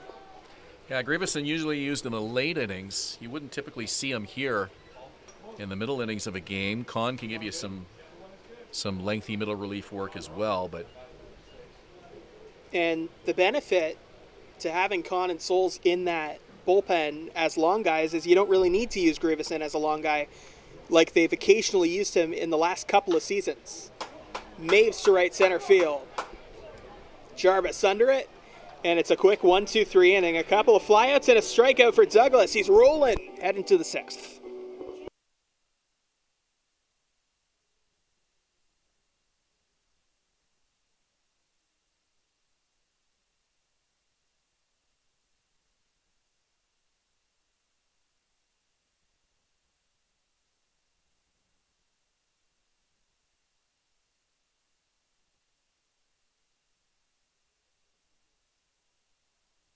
The Collingwood Brewery at 10 Sanford Fleming, producing delicious lagers, ales, and seltzers since 2014. The proud home of the Baycats Brew. Check out their retail shop and tap room, and select products at the LCBO, beer store, and grocery stores. Cheers, and go Baycats!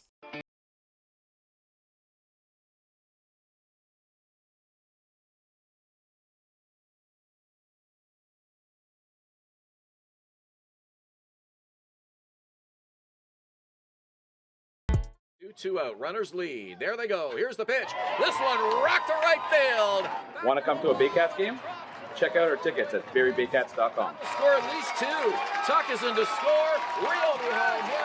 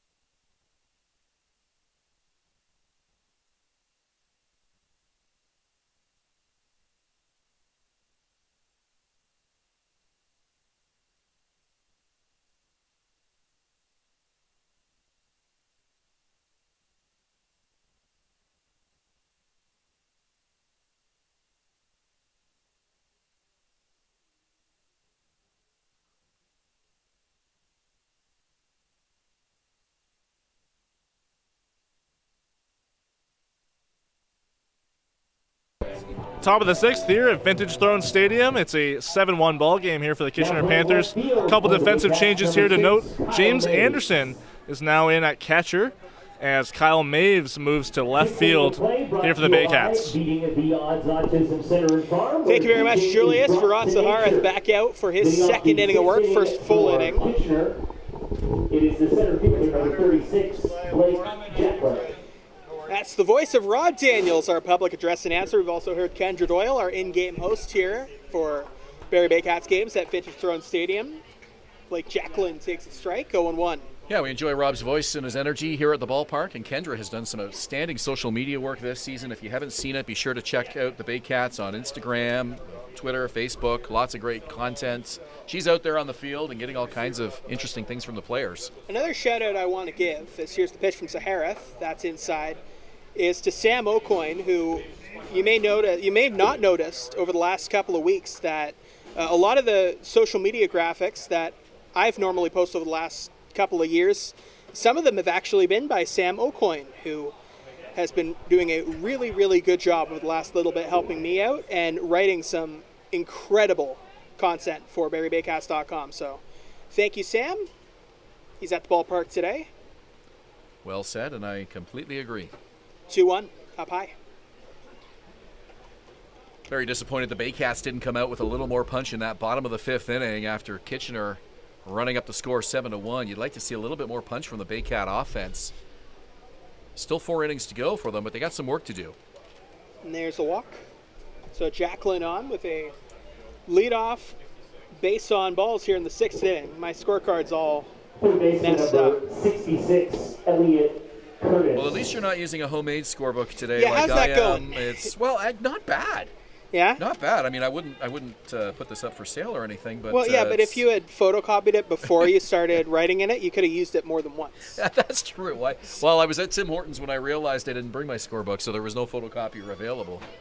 I'm amazed it took you that long because your scorebook's gigantic. I know. It's like I can't miss it, right? But the tricky thing is I brought my laptop today, and I think because my laptop was in the bag, it kind of felt like my scorebook was in there, so It was approximately the same weight when I put it on my shoulder. And then I got to Tim Hortons when I arrived in Barrie to do my pregame prep, and I'm like, oh, I forgot my scorebook. We should see next year if the Baycats will get us, all the media members, Bob Carpenter scorebooks, because they're available in Canada now, and they're the best. We'll probably be told if you want one, you can buy one. Well, no harm in asking. Here's the 1-0. There's a strike, 1-1. They sound good. I've never used. They are excellent. They're used it, but- specifically for broadcasters. Like they have the defensive info at the top. They have a bunch of note areas. They're just about every single MLB announcer uses the Bob Carpenter scorebook that uses a physical book. A few of them have digital books now, but most of the ones that have physical books use the Bob Carpenter book. Here's the 1-1. That's fouled left side. I know that's what Dan Schulman uses. And here in the IBL, of course, we've got to be really detailed with our scorekeeping notes. It's not like, when you go to the Rogers Center and you can look at the scoreboard and see everything the player did earlier in the game. We're relying exactly on what we've written down here. And all right, here's one for you. I was looking on social media a little while ago, and I was looking at one of the broadcaster social media feeds. And Paul Severino, who used to do MLB Network games, now is the play-by-play voice of the Miami Marlins, has a fully digital setup where he has the iPad and he has a software connected to his MacBook, and he's got it all digitally up that way with the Apple Pencil and everything. Would you be able to go all digital for your scorekeeping?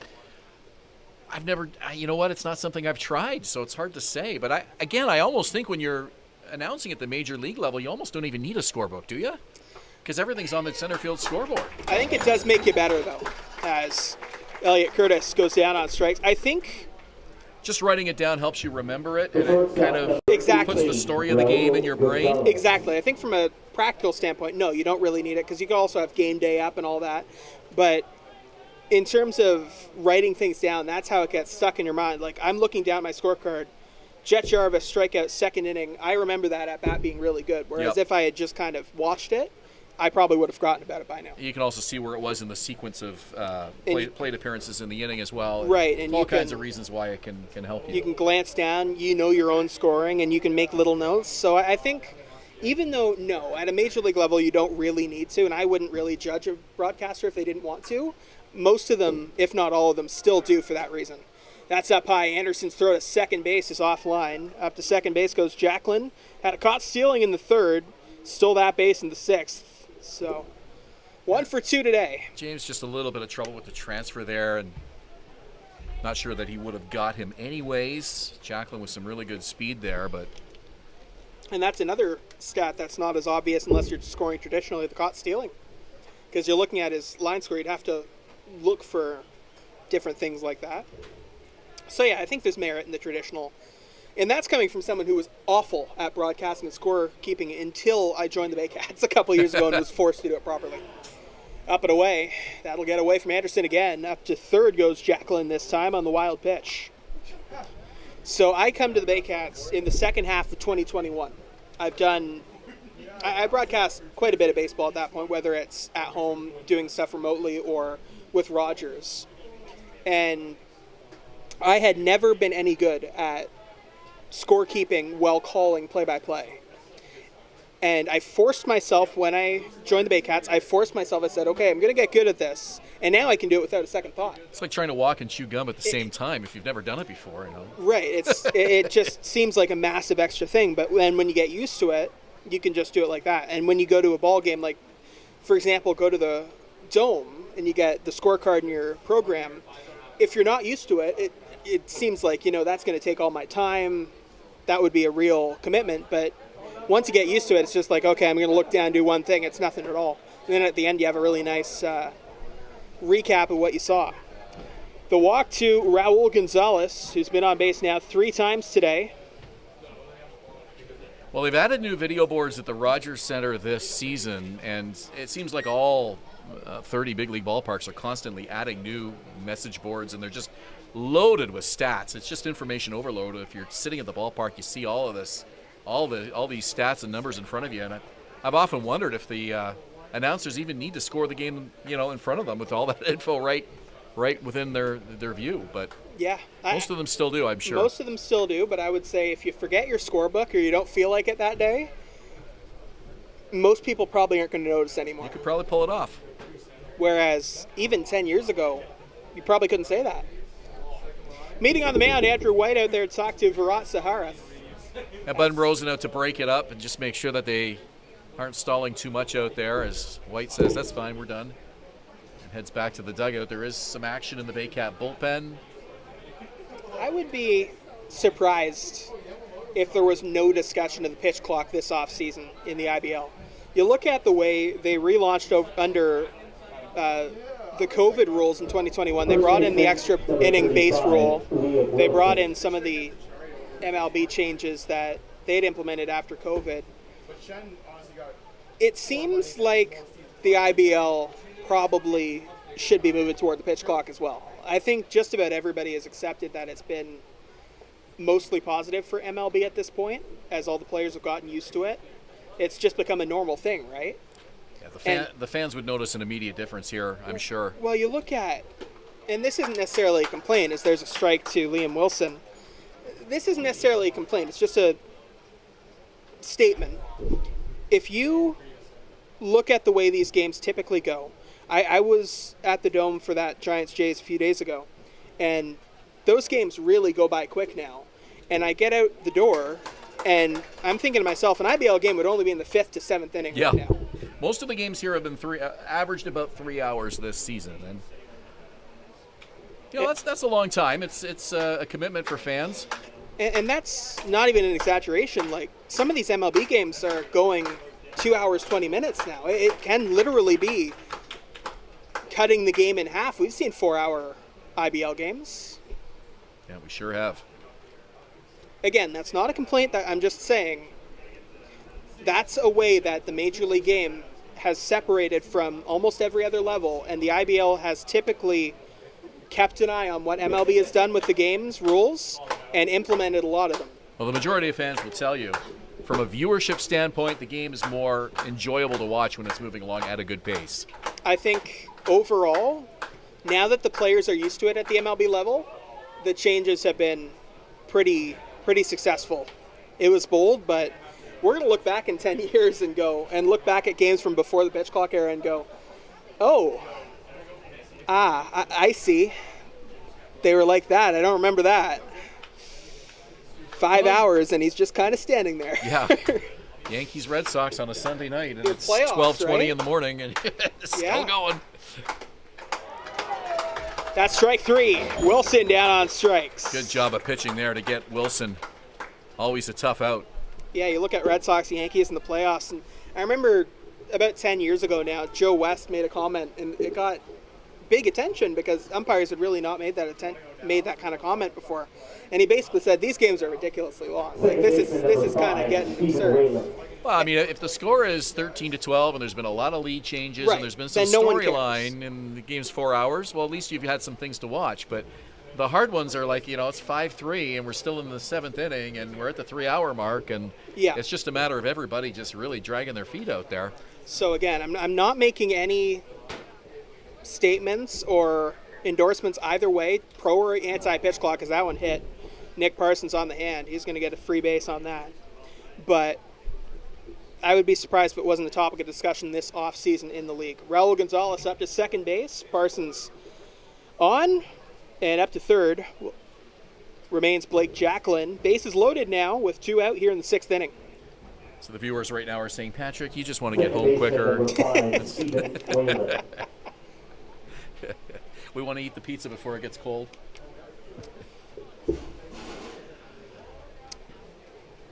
Panthers looking to build on this 7-1 lead here in the 6th inning, and another jam. Whalen will bat here 2 for 3 this afternoon. It's been a good balanced attack by the Panthers lineup today. That's less a reflection on this particular game, because I think this has been mostly a pretty entertaining game. And this game was moving well It was until moving that 5th well. inning.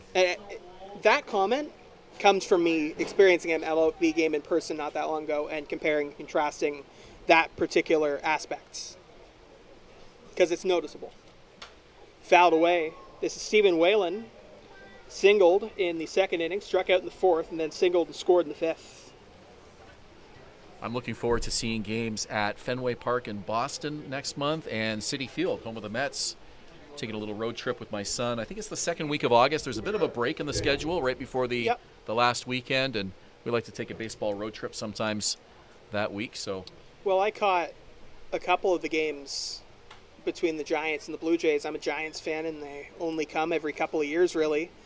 So I wanted to make sure I got to see them at least once. And now, if I'm visiting, they didn't bring their best for me, I won't lie. If I'm visiting a park for the first time, that's where I don't mind the game going 3.5, 4 hours, That's because true. I just want to soak up every memory of the park that I can. And right? I know there are people that equally say, I bought this ticket, or I set my afternoon aside for this. I want it to take a while. Left field. And that'll end the inning. Whalen flies out, 7th inning. Not quite yet. Baycats in the bottom of the 6th coming up soon. Back in a moment on Rogers TV, Barrie, and Baycats TV.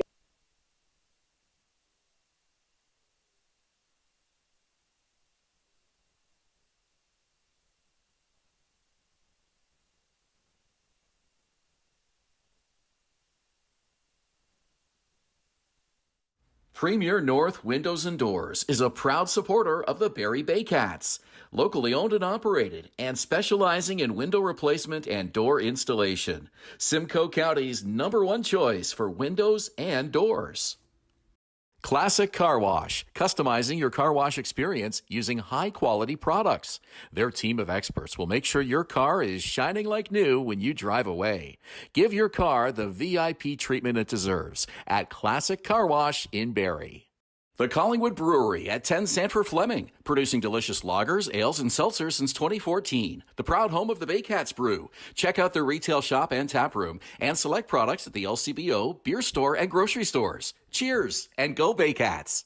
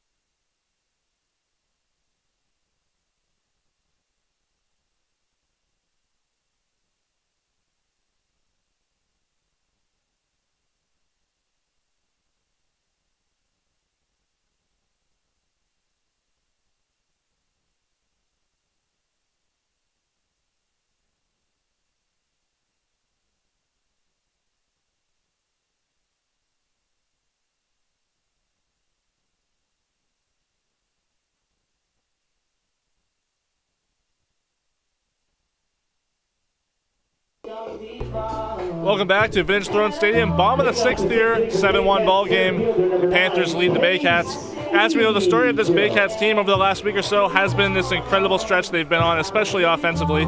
They've rattled off 9 straight wins and have catapulted themselves into first place in the IBL in that span after the win last night in Welland. Over this win streak, which started on June 10th with a win over these Kitchener Panthers, the Baycats have put up 105 hits as a team for a .308 team batting average and have accrued a run differential of plus 50, but today it looks like this streak is in jeopardy. Guys? Thank you very much, Julius. And you're right, they're down by 6 right now. 7-1 in favor of Kitchener here at the bottom of the 6th inning. Patrick Melbourne, Ben Davy, Julius Hern with you here at Vintage Throne Stadium. 6th inning brought to you by Beating the Odds Autism Center at Farm, where teaching is brought to nature. Well, just 3 hits for the Baycats this afternoon, and that's not going to get it done most days. The Baycats offense needs to wake up here. This is a team that has been able to pull off some impressive comebacks in the late innings, and again, that 9-game win streak Julius mentioned in jeopardy here today. Big swing and a miss from Ejo, 1-2. Jacob Douglas has been absolutely dealing. 3 up, 3 down Baycats in the 5th. He's retired 5 in a row. Now, if I was in charge of picking the player of the game on Kitchener's side, based on what we've seen today, it's got to be Jacob Douglas, right? Yeah, Douglas for sure. It's just masterful pitching here. Against a red-hot Baycats team. Baycats will have Noel McGarry-Doyle, Ryan Rio, and Adam Odd returning to the team in their next home game. Still waiting on what the results were for Josh Cote, who I believe is at the park now. Here's the 2-2. Hit to shortstop. Raul Gonzalez. 1 away. Yeah, the 5-run 5th, really the story of the game for the Panthers so far. Still a long ways to go here. We're only in the bottom of the 6th inning, so let's not write off the Baycats just yet. But as of where we stand right now, if Benitez is able to handle that 5th inning, it's a much different looking score right now. It'll be 2-1 Panthers instead of 7-1. But instead, Barrie with quite a bit of work to do here. And that's a good point, too. Over this winning streak for Barrie, I mean, you look at the scores. They won 10-7, 17-8, 14-2, 15-3 their last few games. Down by 6, that's nothing. Crickets in the Panthers bullpen right now as they're leaving it all in the hands of Jacob Douglas, and why not? First pitch, Starlin Rodriguez misses the zone, 1-0.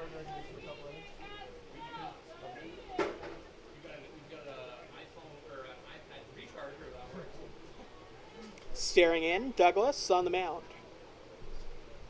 Kicks comes home. Starlin, right field. Could be trouble if it stays fair, but it won't. Well into foul territory, just a loud strike, 1-1. Yeah, Starlin saw that ball was well foul. It was either going to be caught by Jarvis or a foul ball, and Jarvis with a lot of speed, but even he couldn't get to that one. And Starlin shifted around just a little bit to the right as well, but he can go either direction. 1 ball, 1 strike. Bullpen's quiet right now. Starlin, left center field. Moving in is Jacqueline. Under it, makes the catch. 2 out. Fans that have bought tickets for the annual golf raffle fundraiser, don't forget the draw is coming up Thursday. So that's our next home game here, Thursday, July 6th. That's when the draw will be held for that raffle. Tickets are $20. Chance to win one of 5 golf packages for 3 and foursomes to Simcoe County's finest golf courses. So if you enjoy getting out there on the greens, that's an awesome opportunity to win a fantastic prize. Barrie Country Club, Tangle Creek, Vesper Hills, some really good prizes at some great locations around Simcoe County. And if Ben Davy is golfing, you know the level of golf matches the level of golf courses. I have not that guy can golf. I have not been invited, and I'm pretty sure that there's some intention behind that. Count 1-0 to Hayden Jaco. That's up and in. 2 outs here in the bottom of the 6th inning. Royce Ando would be next. Ando's been on base both times. He's been up to the plate tonight. There's a strike, 2-1. Jacob, a West Coaster from Coquitlam, BC, 26 years old, and a former IBL champ with his previous club, the London Majors. Yep, really been hot over the last couple of weeks.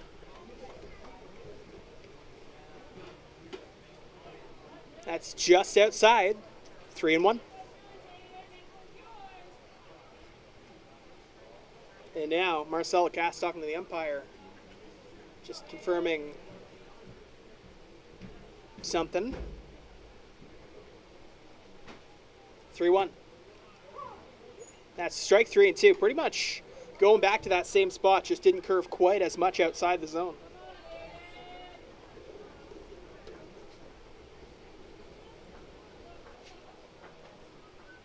Jaco coming into today hitting .318 with .423 on base average. 3-2 is just low, ball 4, and Ando will bat. Great patience by Jaco there. Drawing a walk, just trying to get anything going for the Baycats attack here in this 6th inning. Second walk by Baycats hitters today.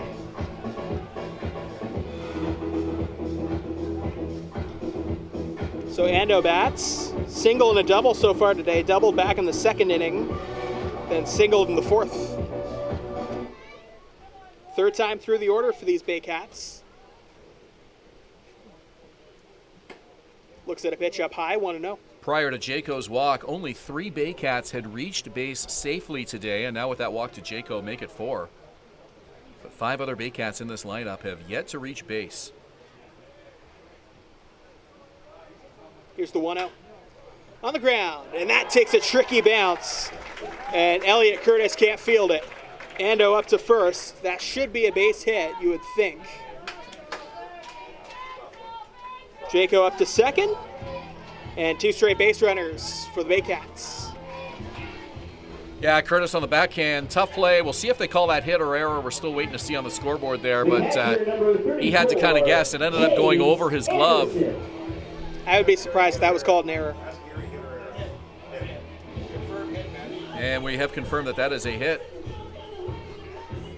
So James Anderson now, first at bat for him as he came in for a defensive switch. Kyle Maves moved to left field from catcher, and Anderson moved to the catcher spot.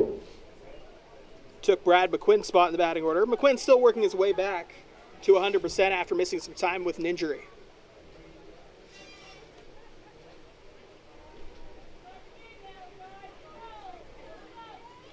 Here's the 1-0. There's a strike, 1-1. Yeah, it hasn't been easy for McQuinn to earn or to get consistent time in the lineup for the Baycats this season, but he can really make his mark here with 2 outs and 2 on in this bottom of the 6th inning, and the Baycats trying to chip away at this 6-run deficit. Big at bat here in this ball game. Anderson pops it up, back, and out of play. And that kid's got it. He's running really fast. Saw where it went in the trees. I think he's got himself a ball for a little bit until he gives it back to the front area.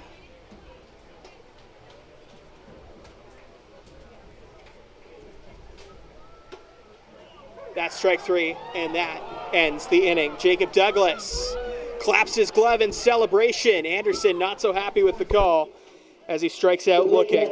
Heading to the 7th inning, Ben Davy to call it for you. You're watching Baycats TV and the Barrie Baycats on Rogers TV in Barrie.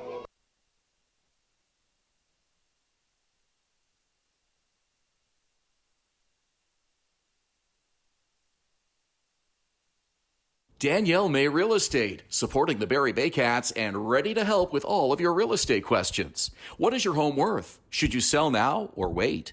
Danielle is dedicated to your success. The next time you think real estate, think Danielle May.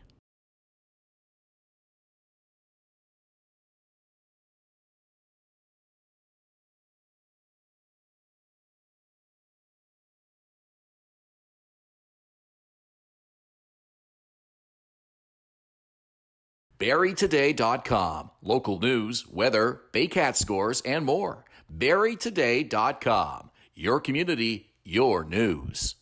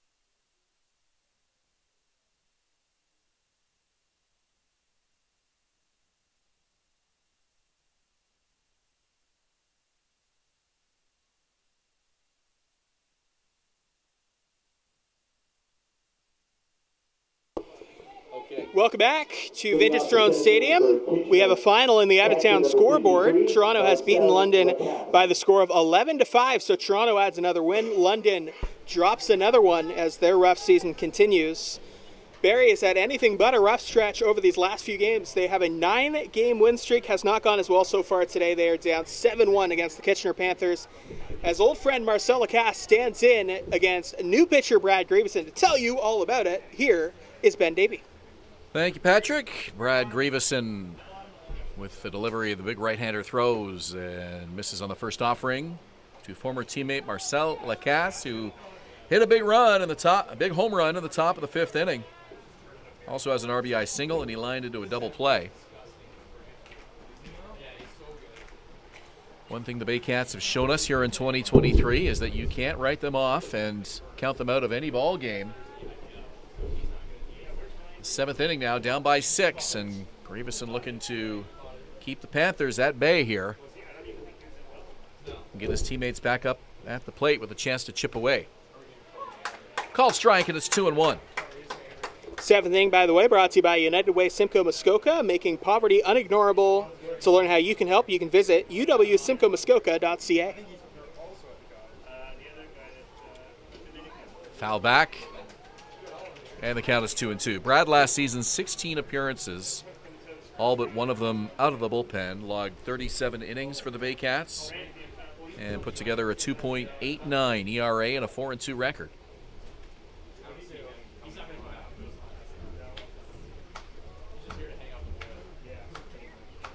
The veteran right-hander gets the sign, and the delivery on the way. Swing and a miss. One down. And when Brad's on, that's the kind of off-speed you'll see just fooling him. You're not going to see big heat from Grieveson anymore, but you're going to see big movement. Well, Lacasse knows Grieveson very well, but that's his first time facing him, his former teammate, and chalk that one up to the right-hander, Brad Grieveson. One out here on the 7th, and Humberto Ruiz. A single and a walk today, 1 for 2. Grieveson struck out 45 in 37 innings of work last season, walked just 7. And he'll tell you some of those walks were intentional walks. That's true. Yeah. Intentional and some semi-intentional too. A lot of those they don't count as the IBB in the stat, but sometimes you just pitch a guy carefully and basically it amounts to what is an intentional pass. Over the mound and into center field. So a base hit for Humberto Ruiz. He reaches base for the 3rd time today. Yeah, he's looked good at the plate. Number 9 hitter Jet Jarvis comes to the plate. Whole bottom of the order. I mean, Lacasse had that big home run, but Ruiz and Jarvis, they don't have super flashy line scores so far today, but they've had good at-bats consistently, especially Jarvis. I mean, 3 strikeouts, but all 3 of those at-bats were very good at-bats. Jarvis hitting .365 coming into today. Bunts it down the third base line. Perfectly placed, and no, it rolls foul. That had a little English on it and just took a last-minute spin right before the bag. Well, that's what I thought he might do in the 2nd inning. You're right. It was, even though it didn't go his way in the end, it was pretty much perfectly placed. It got about 95% of the way to the bag before all of a sudden that English just spun it to the left. And the real frustrating part is now Plaza's going to be ready to run in a lot sooner because they'll be seeing that play. He won't be able to just put one down and have the same result. Well, Plaz stays back on the dirt at 3rd for now. 0-1 the count. Let's see if Jarvis squares around again. He takes a high fastball, and it's 1-1.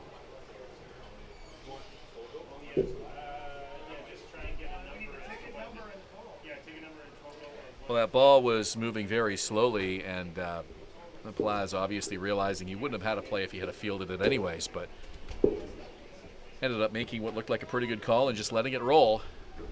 2-1 now the count to Jet Jarvis. Jarvis made a nice running catch defensively in right field earlier today as well. Runner at first is Ruiz. Over the second baseman into center field. 2 on for the Panthers in the 7th. Jet Jarvis reaches base for the first time today. And now every Panther in the order has reached base safely. Center fielder number 36, Blake Jacklin. It's been a good, well-balanced attack for the Panthers, top to bottom today. Blake Jacklin now will try to give the Panthers a bit of insurance with a runner in scoring position. 2 on here. 1 out in the inning.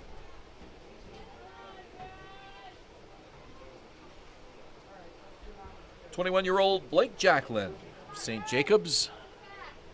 Shows bunt, and it's fouled back. Jacklin in his 3rd IBL season, all of them with Kitchener.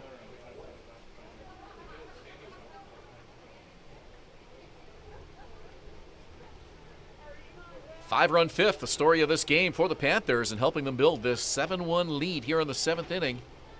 The Baycats' 9-game winning streak in jeopardy is season high for the Baycats and their longest win streak since 2019. Breaking pitch comes across for a strike, and it's 0-2. Brad Grieveson could use a big out here with 1 away and 2 on in the 7th inning. Lively crowd behind him here at Vintage Throne Stadium. Checks the runner. Here's the delivery. Swing and a miss. And Jacklin slams his bat into the dirt in frustration. 2 strikeouts for Brad Grieveson here in the 7th inning. Yeah, he's only been on base 3 times today. He was going for a 4th. 66, Elliot Curtis. He came to the ballpark today saying, if I don't get on base 4 times, I'm going to slam my bat down. I'm going to be really frustrated about it. Well, he's had a good afternoon, but a situation like that, Jacklin obviously realizing the importance of that at bat. Now 2 out in the inning. And here's Elliot Curtis. Right side and into right field. Starlin Rodriguez up with it. Rounding third is Humberto Ruiz. Here's the throw. And spinning around to make the tag was Anderson. He just missed him on the way by. In to score is Ruiz. It's an 8-1 ball game. Big RBI for Elliot Curtis. Shortstop. Runners at the corners now with 2 out. Raul Gonzalez.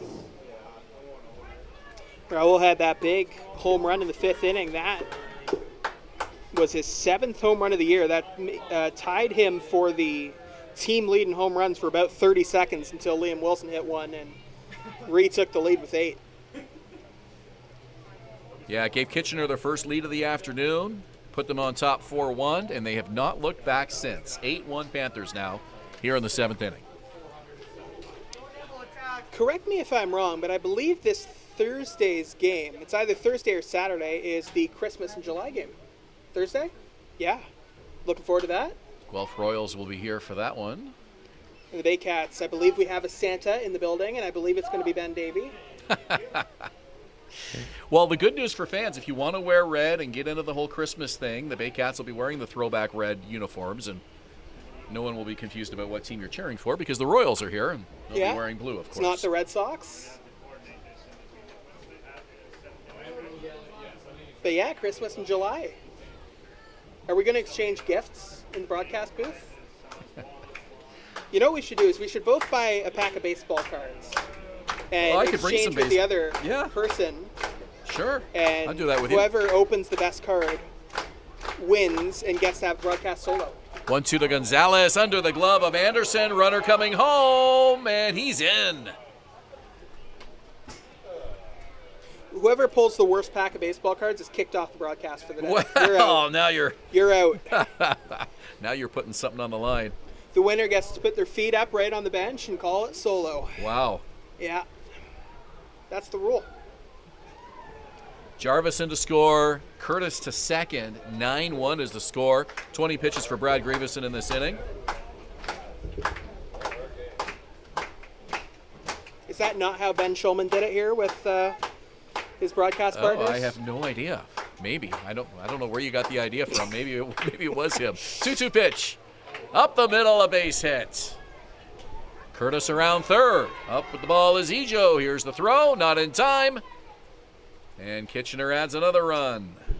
Elliot Curtis. By the way, I wanted to give another shout out to Ben Schulman, former voice of the Barrie Baycats. Got on the radio for a bunch of games at home at the Dome and was able to broadcast live in person. Great to hear him on the radio. Yeah, as you mentioned, he called IBL games just a few years ago, and if you get a chance to talk to him, that might be something to ask him about his scoring habits and if they've changed at all now that he's at the major league level. And as we were talking about before, all that information now on the scoreboard, does he still need to keep the same sort of detailed scoring notes that he did when he did IBL games? Well, I hope Ben knows as well that there's an open invitation if he wants to come on and just chat with us. Fly to right field. Season. In the glove of Starling Rodriguez, 3 outs in the inning. Stretch time. Panthers on top comfortably, 10-1. You're watching Baycats TV and Rogers TV in Barrie.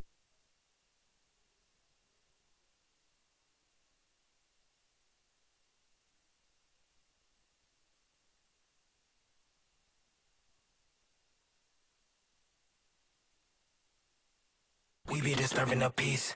Working, we serving the streets. About to go 8 going beast. Bang, bang, leave you sleep. Carrington comes in and the Hard body, and that's the score is James Henderson and the Baycats win. Join us this summer at the Baycats Summer Baseball Camp.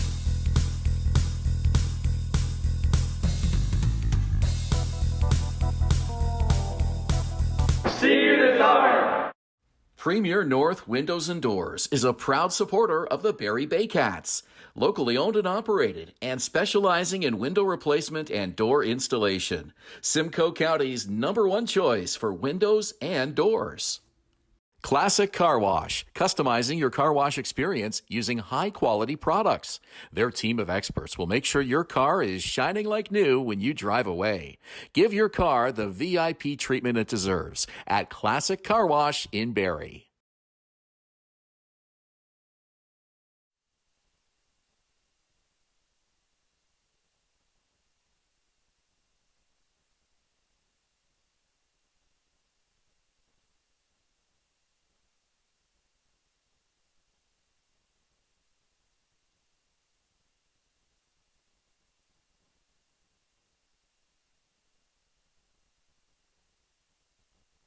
Well, it's hard to know who likes the mid-inning songs here at Vintage Throne Stadium during that inning more. The fans are Ben Davy right beside me, who gave a big loud cheer and nearly took my ears off. As we are just about ready to go back underway, Victor Plaz will open the inning, and then Carson Burns and Owen Jansen. Bottom of the 7th inning for the Baycats, down by 9. And for whatever reason, this has never really been a ballpark that participates in the whole take me out to the ball game singing. But they started playing Heave Away this year after Take Me Out to the Ball Game as sort of the secondary song. A lot of teams have that. It's that secondary 7th inning stretch song. And boy, Heave Away has caught on here at Vintage Throne Stadium. It's kind of a Newfoundland kitchen party song. It's a baseball classic. For whatever reason, there must be a lot of Newfies around here, a lot of Maritimers, whatever. But they are standing, they are singing, and they are clapping to Heave Away far more than the Take Me Out to the Ball Game song. So Adam Robertson has started warming up in the bullpen for the Kitchener Panthers, by the way. this one hit high to left center field. It's going to stay in the park, though. The center fielder, Blake Jacklin, over to take it for an out. So Jacob Douglas has retired 9 of 11 and 11 of 14. Carson Hern. Do you have a favorite ballpark song, Patrick, other than Take Me Out to the Ball Game? What song do you like around the league? You know, the Red Sox have Sweet Caroline, Blue Jays have the OK Blue Jays. I mean, as a broadcast nerd, I'm more nerdy about the different broadcasts than the in-park stuff. Fouled off, right field line. I do think OK Blue Jays is a really, really strong one. Like, I know that's the local one, kind of the easy answer, but It's amazing that OK they've Blue kept, Jays is a really good, strong song. and they've kept it going for Yeah. all these years. Like, what, 45, how many, 40 years Yeah, now? it's from like the 80s to the 90s for sure. Yeah. Originally recorded by Keith Hampshire. They still use the original version too. I think they've like added some like remastering and a little bit of remixing to it, but it's the same vocals and everything. 0-2 is the count here to shortstop Carson Burns. New York Mets do Lazy Mary after the 7th inning stretch. That's kind of that Italian sing-along, clap-along song. Kind of sounds like you're ordering a pizza or something. Well, the Mets haven't been particularly thrilled with their results, and games to that point in the game this far this season. They have fallen. They're often losing by that point in the game. They've fallen something like they were 3.5 games back of Atlanta at the start of June, and they're like 18.5 back now, I think. Yeah, it has not been pretty. The bottom has completely fallen out of that team. And I guess owner Steve Cohen held a press conference earlier this week and basically assured fans that everybody's safe. Buck Showalter is going to finish the year.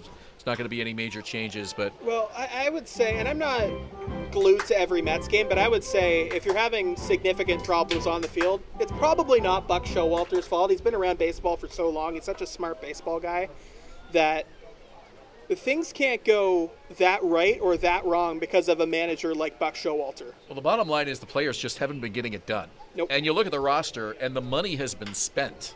These are bona fide big league players. This one under the glove of shortstop Raul Gonzalez, and it's into center field. Burns gets a one-out single here in the 7th inning. Well, I was listening to Dave Fleming and Javier Lopez talk about Francisco Lindor, and he's really changed from a high-contact, medium-power guy to a low-contact, high-power guy, and some people aren't thrilled with that change. Yeah, he's not the same player he was in Cleveland. No, and it seems to be an active approach change, so that could come down to coaching, but it doesn't come down to manager. Stuff like that. Owen Jansen, the DH. Baycats with some work to do, down by 9 in the 7th. Here's the pitch. And it's a fastball for a strike. Jacob Douglas really dealing here in this 7th inning. After this game, Baycats have 3 days off, and then on Thursday night, it will be Christmas in July, and you can bring merry everything, just like that hit from Owen Jansen, to the ballpark and celebrate your Baycats. They face off against the Guelph Royals. That'll take place at 7:35 p.m. And then on Saturday, they'll be at home again against the Hamilton Cardinals. That will get going at 4:05 p.m. And then on Sunday, exactly 1 week from today, they'll be on the road in Brantford. You can watch that game. We'll give you the link on BarrieBaycats.com. Panthers manager Bill Mattiche out to the mound.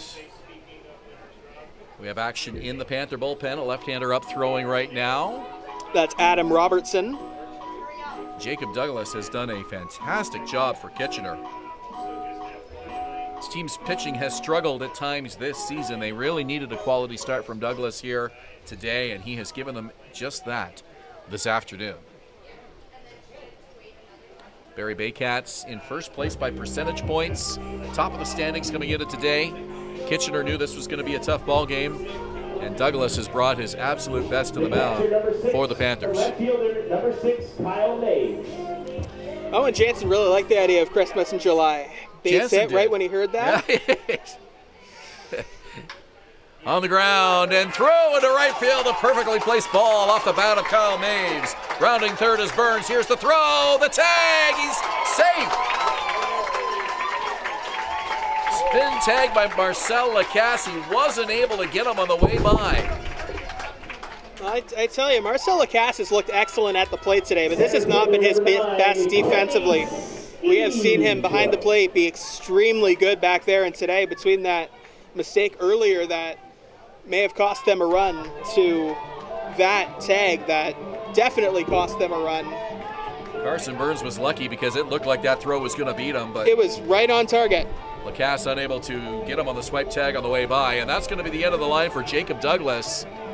And the handful of Panther fans that are here today give him a nice hand as he walks off. Some great pitching as he salutes his teammates and heads off to the Panther dugout. So Kitchener on top by 8, but the Baycats making some noise here in the bottom of the 7th. Pitching change. We'll be back when we return. You're watching Baycats TV and Rogers TV in Barrie.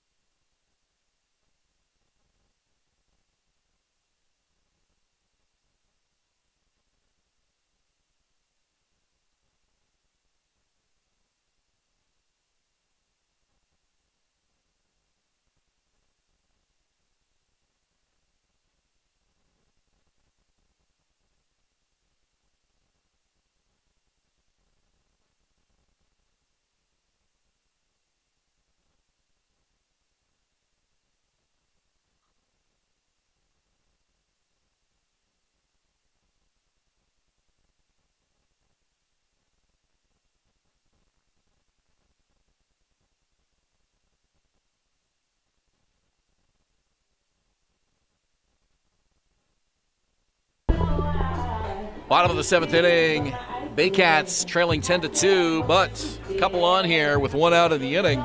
Carson Burns scoring on an RBI single by Kyle Maves, and the number 2 hitter, Kenise Ejo, will try to keep this 7th inning going for the Baycats. On to pitch for the Panthers, Adam Robertson, the lefty. Starts off Ejo with a breaking ball away, 1-0. Robertson, 14 games last year for the Panthers, 11 relief appearances, 11.51 ERA. He had his struggles last season, and now they've got Maves picked off. The throw to the shortstop. The runner's going to come home. The tag! And he's out at the plate. So a gutsy move there by Owen Jansen as he broke from home. They had Maves picked off, and Jansen saw that as an opportunity for him to try to score. Not the smartest move in an 8-run game. He's nabbed at home plate. The good news for Maves is he is safe after being picked off.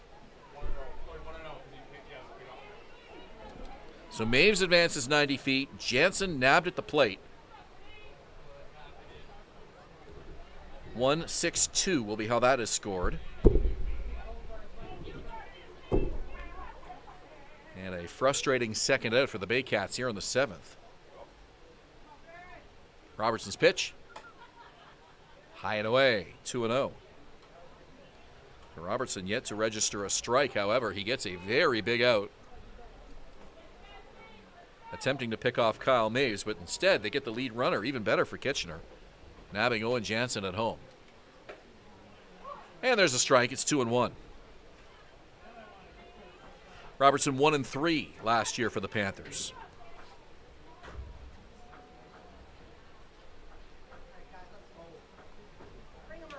Robertson's problem last season was walks, 24 of them in his 22 innings of work. Back to the mound, and it's past the glove of Robertson. The shortstop makes a running throw in time. Raul Gonzalez gobbling that one up and nabbing Kenise Ejo for the 3rd out of the inning. Baycats score a run, they strand a runner, and we have played 7 at Vintage Throne Stadium. Our score, Kitchener 10, Barrie 2. You're watching Rogers TV and Baycats TV. No errors.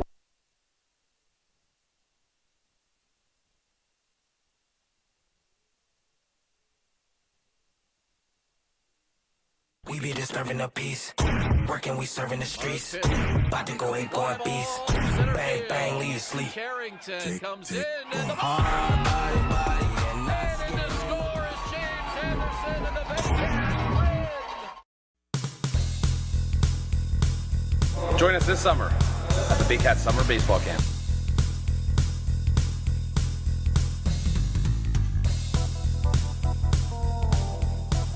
See you this summer.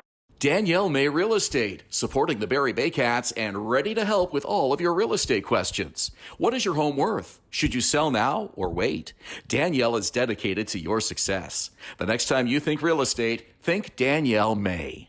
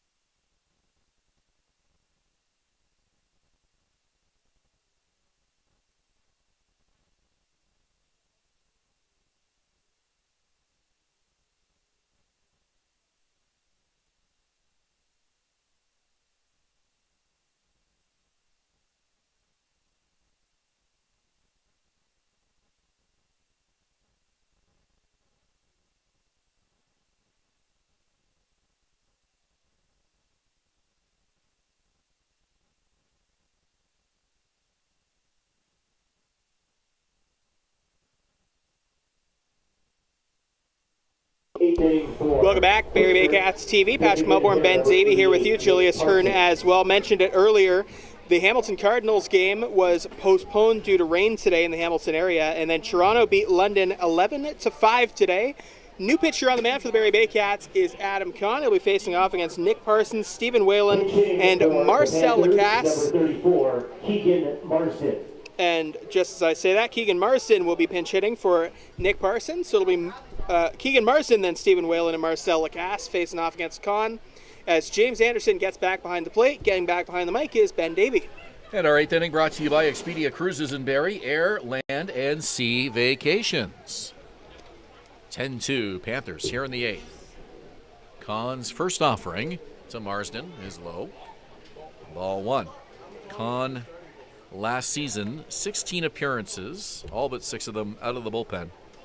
5.11 ERA, and he put together a 3-4 record. Second year with the Barrie Baycats. Are you a Leafs fan, by the way? We don't talk hockey that much. Hockey Leafs, yeah. I grew up a Leafs fan as a kid, but kind of broke my allegiances with them fairly young. Julius, you're a Leafs fan? Okay. We're talking the hockey Leafs right now. What makes you reference them? The reason I reference them is because I want to know whether you two approve of Tyler Bertuzzi, who is now a Leaf. Enthusiastic yes from Julius. High fly ball to center field, and over for the catch is Kanisi. Joe, one away. I know very little about Tyler Bertuzzi, but reaction around here seems positive. Stephen Whalen now to the plate for the 5th time.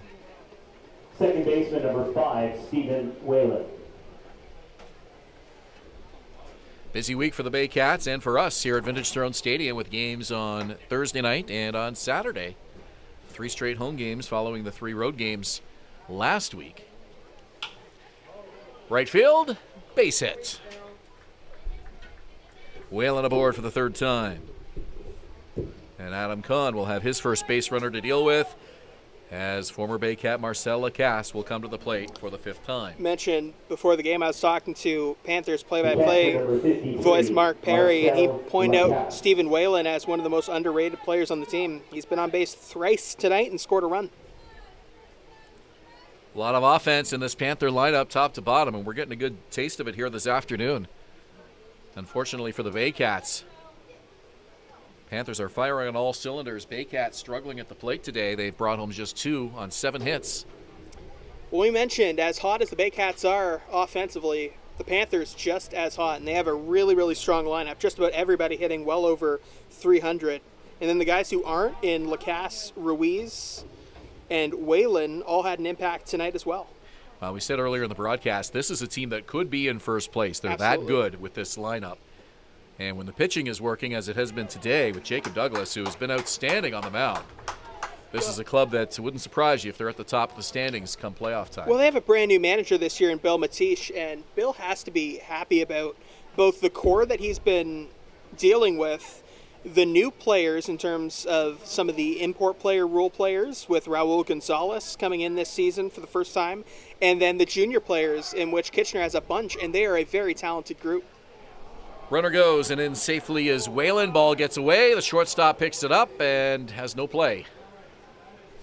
Or Burns actually ended up dropping it, so he had to go back for it.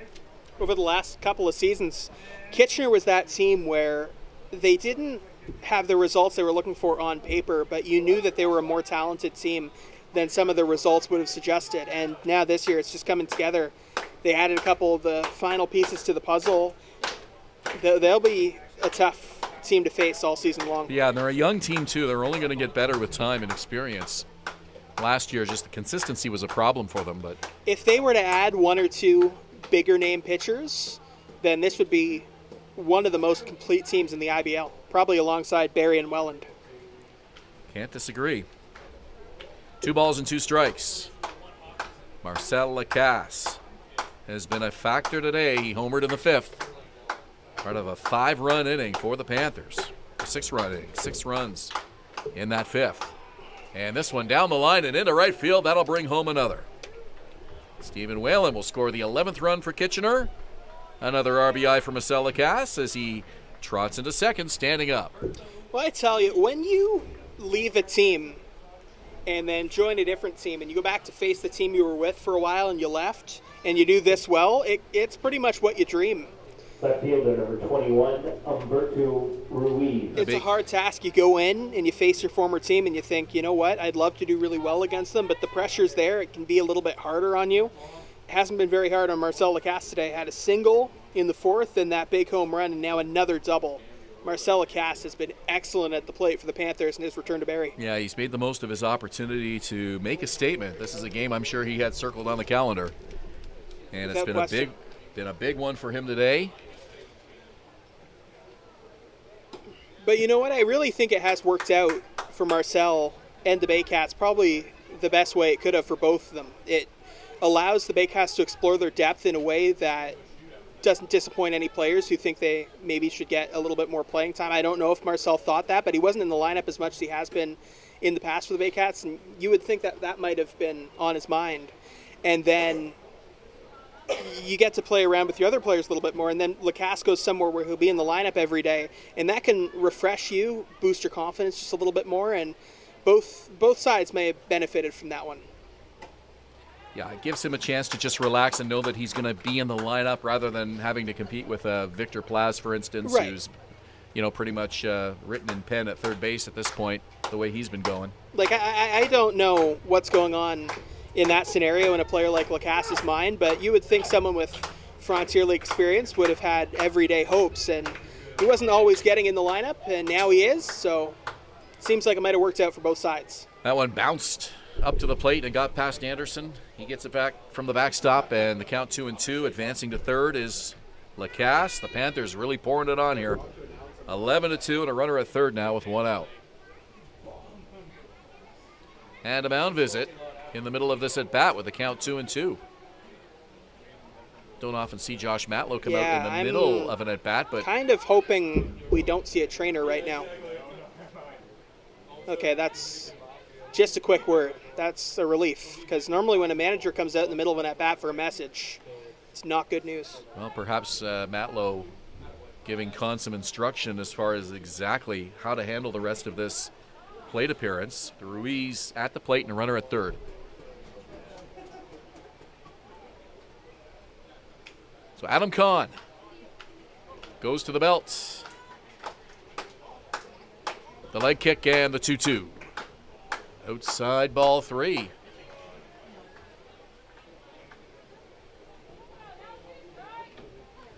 Jet Jarvis is on deck. Ruiz and Jarvis have had good at-bats all day long. And Jarvis a lefty as well. You want to get the right-hander here if you can. Here's the pitch, and it's outside ball 4. So Ruiz not getting much to work with there. Takes the walk. Runners on the corners now for the left-handed hitting Jet Jarvis. The right fielder, number 23, Jet Jarvis.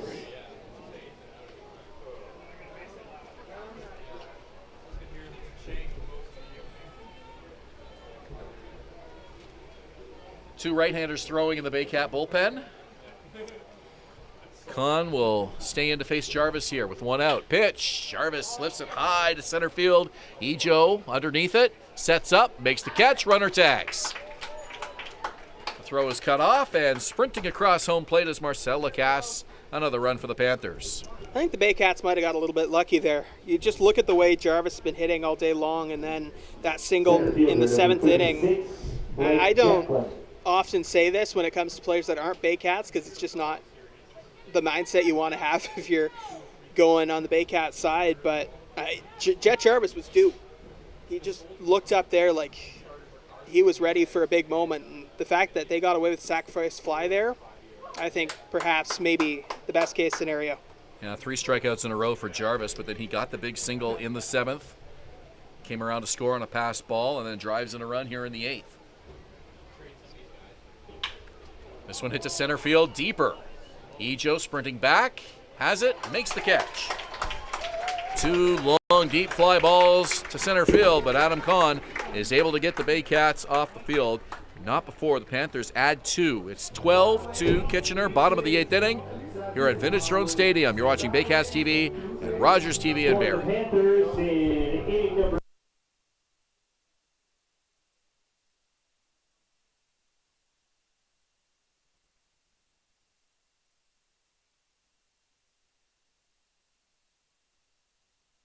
The Collingwood Brewery at 10 Sanford Fleming, producing delicious lagers, ales, and seltzers since 2014. The proud home of the Baycats Brew. Check out their retail shop and tap room, and select products at the LCBO, beer store, and grocery stores. Cheers, and go Baycats!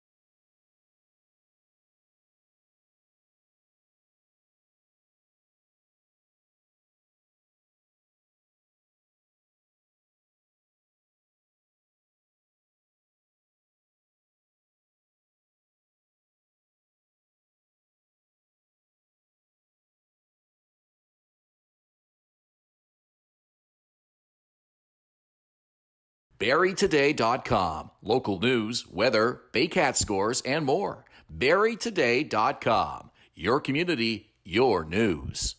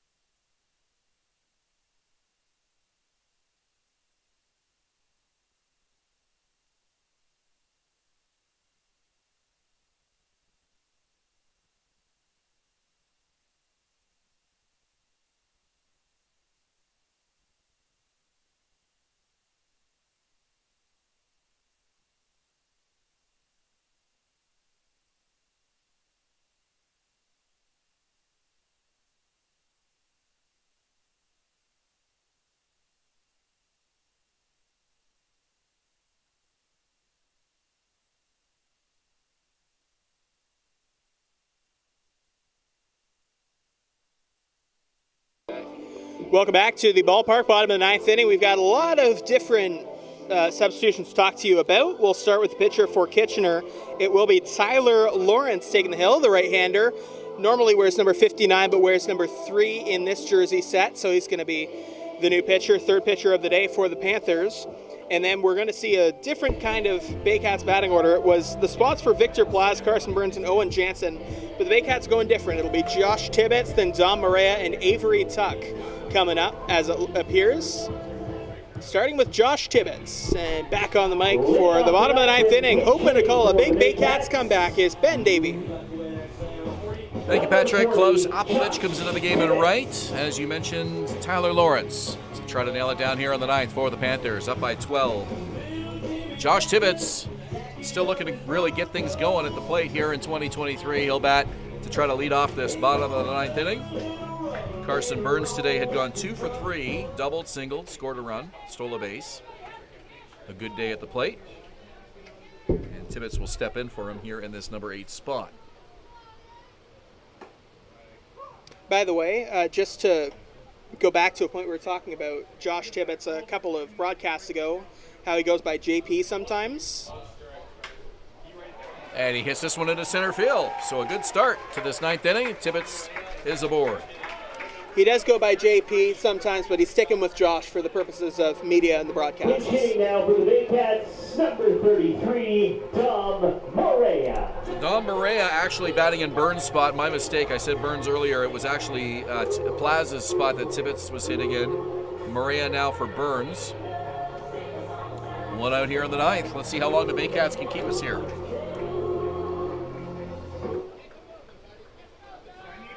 Down by 12. They're in no hurry today. Here's the pitch. Outside. Maria has one of the better walk-ups, I think. Walk-up songs.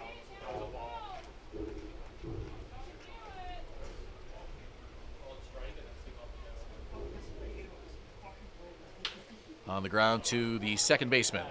To short for one, over to first, in time for the double play. Maria grounds out, 4-6-3. And Avery Tuck now to hit for Owen Jansen. 2 out in the ninth. Number 17, Avery Tuck.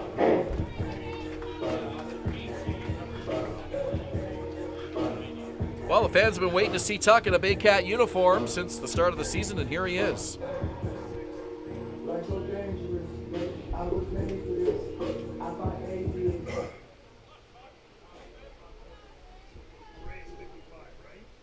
Tuck played for the Baycats in 2021.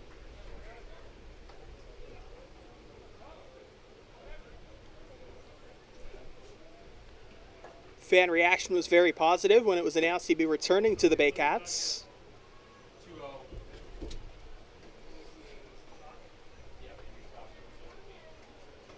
Kitchener's win streak will extend to 5 with the win here today. Baycats' 9-game win streak will come to an end.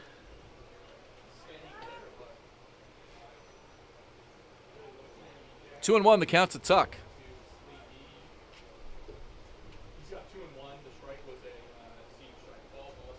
Pitch on the way from Tyler Lawrence, and it's low, ball 3.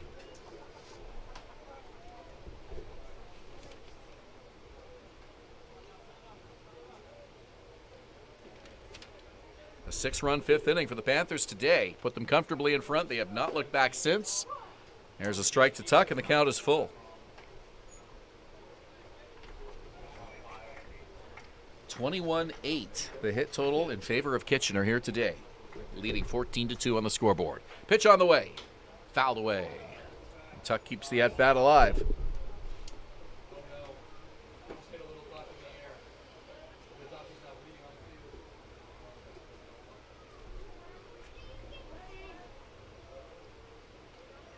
Tuck steps in, the 3-2 count. And it's ball 4, and that'll keep the inning alive. Left fielder number 6, Kyle Maves. Maves started the game behind the plate. He got moved to left field when James Anderson took over and came into the game. So Maves now in the leadoff spot as the left fielder, comes to the plate for the 5th time today. Has 1 single for 4 plate appearances.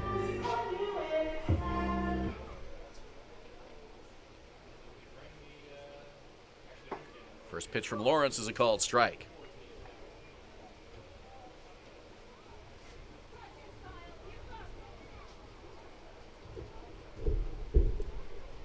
Panthers will take their 5-game win streak to Christie Pitts in Toronto Wednesday night. Foul back to the screen. And the Baycats will try to start another streak here on Thursday when the Guelph Royals come to town.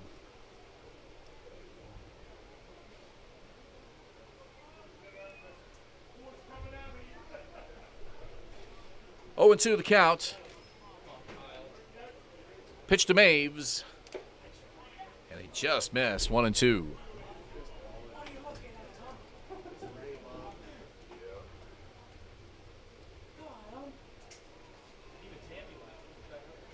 Joe on deck, hopeful for an at-bat here if Maves can keep it alive. 1-2. Waggles the bat. Here's the pitch on the way from Lawrence. Ball 2. Count is even.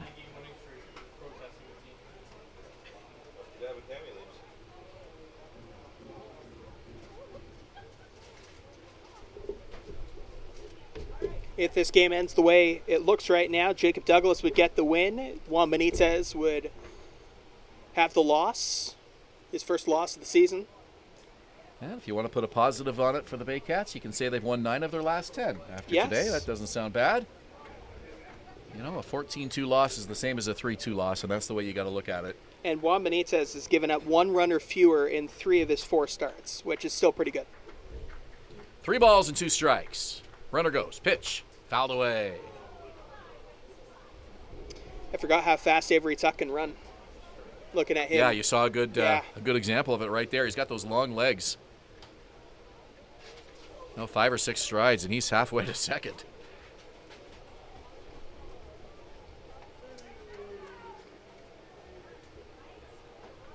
Bottom of the 9th, 14-2 Kitchener.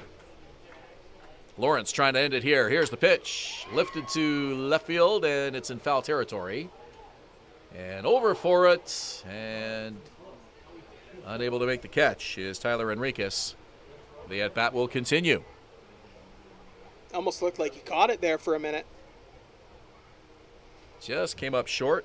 Had to go a long way. He had the left fielder there to help him. Humberto Ruiz.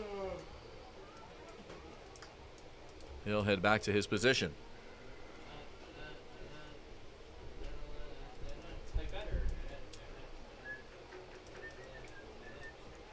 Runner at first is Tuck. 2 out in the 9th. Tyler Lawrence with the delivery. Fouled away again. Good at bat here by Kyle Maves. 3rd straight pitch. Tuck has been off.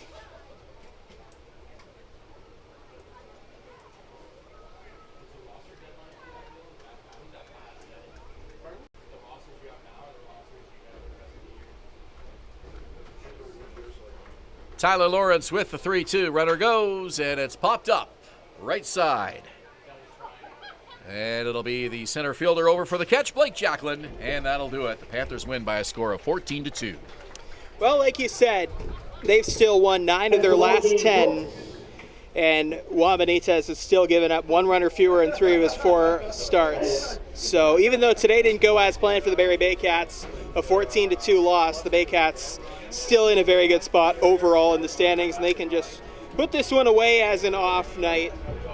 They also got to see Avery Tuck take his first at-bat back with the Baycats since 2021. He earned a walk in there and showed off his speed a little bit in the base paths, and they're expecting Noel McGarry-Doyle, Ryan Rio, and Adam Odd back, and wishing and hoping the best for Josh Coates as he gets checked out after a knee injury. So we'll see the results for that, but still, overall, a lot of positives for the Baycats. Sometimes it's not your night. This is just one of those times. We're back on Thursday nights. Julius Hern and Patrick Melbourne. I'm Ben Davy. Good night from Vintage Throne Stadium in Springwater.